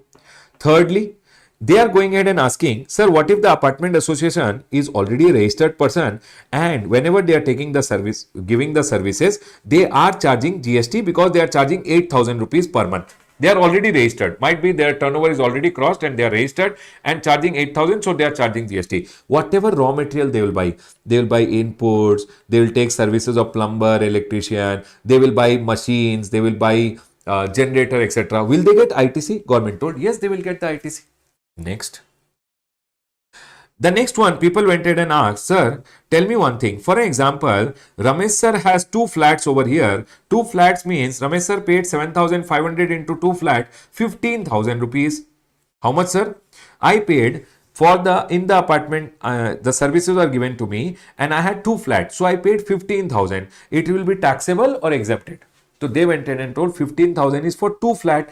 2 flat means per flat is 7,500. It will be exempted. Per flat it has to be seen, not per person. When they say per person 7,500, they mean per flat 7,500 is exempted. That's all they went ahead and told over here. RWA is required to pay GST, Resident Welfare Association, only if subscription is more than 7,500 per month. Per member means per flat, and aggregate turnover of the association is more than 20 lakh or 10 lakh. 10 lakh in M square and T. Manipur, Mizoram, Nagaland, Tripura. Manipur, Mizoram, Nagaland, Tripura. The next one. Association can take all the ITCs if they are going ahead and charging GST also. But here they are exempted, so no ITC. Next. Ceiling limit of 7,500 is applied for each apartment separately. Sir, what if apartment association is already a registered person and they are charging 9,000? GST will come 9,000 minus 7,500 on 1,500. No, GST will come on the entire amount if the amount exceeds 7,500. Done, sir. If amount exceeds 7,000, GST will be payable on entire amount. Done, sir. This point is clear. Other than that, there are 2 points which I want to go ahead and tell. Everyone listen, these 2 points are also important from exam point of view. For example, there is one person, he wants to make a house and he is under Pradhan Mantri Awas Yojana. Pradhan Mantri Awas Yojana mein government goes ahead and says, I will give you 2 lakh rupees ka support for an example so that you can make your house. You can make your house means original work ke liye. You can make your own house. Original work means you can make your new house, or you can renovate your house, or you can repair your house. You can get anything done. Now this guy, poor fellow, he went ahead and got, for example, 2 lakh rupees from the government. He came to me. I am going ahead and telling, okay, I will go ahead and repair your house. Pure labor services I'll provide. Pure labor contract it is. It means I will not give any goods. I'll give only services to you and I'll repair your house, or I'll renovate your house, or I will go ahead and do modification of your house, or I'll make a new house for you. remember one thing, when I am charging him, for example, 1 lakh or 2 lakh rupees, I should not charge in GST. Baba, because anyways, this guy has got a support from the government. Just imagine if I charge him GST and again give back GST to the government, then I will tell the government, hey, why did you support me? He is charging GST, giving to you. What is the point of supporting? And hence government told no GST. So if I go ahead and give labor, only labor, I don't give any goods, only pure labor services to one person, and I am collecting money from him. He's this guy under Pradhan Mantri Awas Yojana, then whatever amount I collect, I should not collect any GST. Whether he is making his new house, whether he is renovating his house, whether he is repairing his house. Done, sir. Now you tell me one thing. I am making my own home, but I am not under Pradhan Mantri Awas Yojana. I did not get any support from the government. Don't I want to make my own home? Yes. I went to one person. I told him, please provide me pure labor services, labor contract. It is, you make my home, please supply laborers and make my home. He went ahead and charged me 2 lakh. He will also not go ahead and charge GST. If I am making new home, means it's a original home, original work means not renovation etc, original work of a single residential house. If I'm making my home and I tell one person to provide me only pure labor services, whatever amount he will charge, he will not charge me GST. If I am making a single residential house, not an apartment, single family के लिए, my own family के लिए, I am making my home. I told him, please provide me laborers, make my home. He is charging me an amount, he will not charge me any GST. Is this point clear to all of you, everyone? But remember one thing, what is the difference between above one and this one? Number one, you should remember here, if a person is under Pradhan Mantri Awas Yojana, even if he takes services for repairing, renovating, that is also exempt. But here, if anybody is giving me only new home ke liye services, original work ke liye services, that is exempt. If I tell one person to repair my home, whatever amount he'll charge me GST because I am not under Pradhan Mantri Awas Yojana. I told one person to renovate my home, whatever amount he'll charge me GST because I am not under Pradhan Mantri Awas Yojana. Remember what is told over here. Services of pure labor, when it is provided of construction, read everyone, pure labor. Services of pure labor by way of construction, erection, commissioning, installation, completion, fitting out, repair, maintenance, renovation of a civil structure or original work pertaining to beneficiary-led housing construction under Pradhan Mantri Awas Yojana. So, if a person is under Pradhan Mantri Awas Yojana and he is taking repair, maintenance, renovation, all pure labor services given to him will be exempted. But if I am not under Pradhan Mantri Awas Yojana and I am making my own home, pure labor services of construction, erection, commissioning or installation, only original work is exempt. It means if I am making a new home, only then it will be exempted. Please remember, these 2 points are very, very important also from exam point of view. I have gone ahead and told you whatever the important points are there. Please mark them, everyone. 1, 2, here this one, interest, business facilitator point, R&D services, exhibition outside India, foreign diplomat mission wala point, non-profit entity mein this C point which has this circular, and the last 2 point over here. These are some of the most important points which I have quickly gone ahead and told you. Rest, Baba, in this quick revision, I have tried to cover 90% at least of all the points which are there relating to exemption. I hope you guys enjoyed it. I'll go ahead and close my revision on exemptions over here.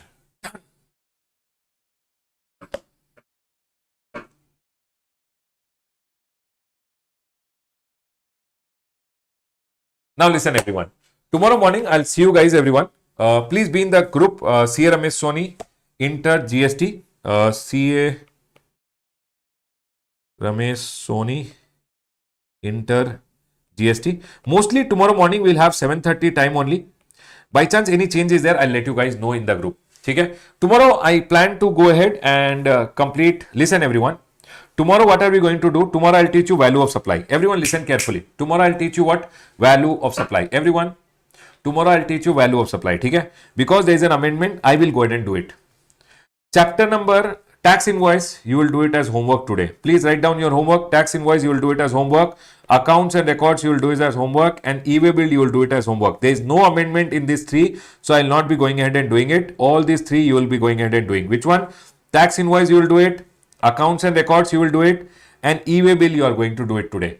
Okay, everyone. I will go ahead and do value of supply tomorrow. Vibal, tomorrow I'll go ahead and start with value of supply. And time of supply, I will go ahead and do it because there are amendments. And ITC, I will go ahead and do it. Tomorrow's, these three are the target. If we get more time, we'll go ahead and do more. Tomorrow morning, I'll see you guys at 7:30. In the group, please be there so that you get updates about the revision classes. Tomorrow, we are going to do value of supply. Then we are going to do time of supply, ITC. These three are the major chapters which we are going to cover tomorrow. Morning 7:30 we are going to start. I'll see you guys tomorrow morning, everyone. Okay? Chalo. Yes, sir. Okay. Today, what are you going to complete, everyone? Today, you are going to complete tax invoice, accounts and records, and e-way bill. All the three chapters you are going to complete today. Sir, how are we going to complete? Baba, see last time ka revision which are there on my YouTube channel. See it and complete it off. Okay? I'll see you guys tomorrow morning. Everyone. Bye, guys. Take care. Bye. Today's class ends over here. I'll see you guys tomorrow morning. Please, please, please practice question answers. Today, exemption chapter se try to do some question. You will really enjoy it. Chalo. Done. Bye, everyone. Bye, bye, bye.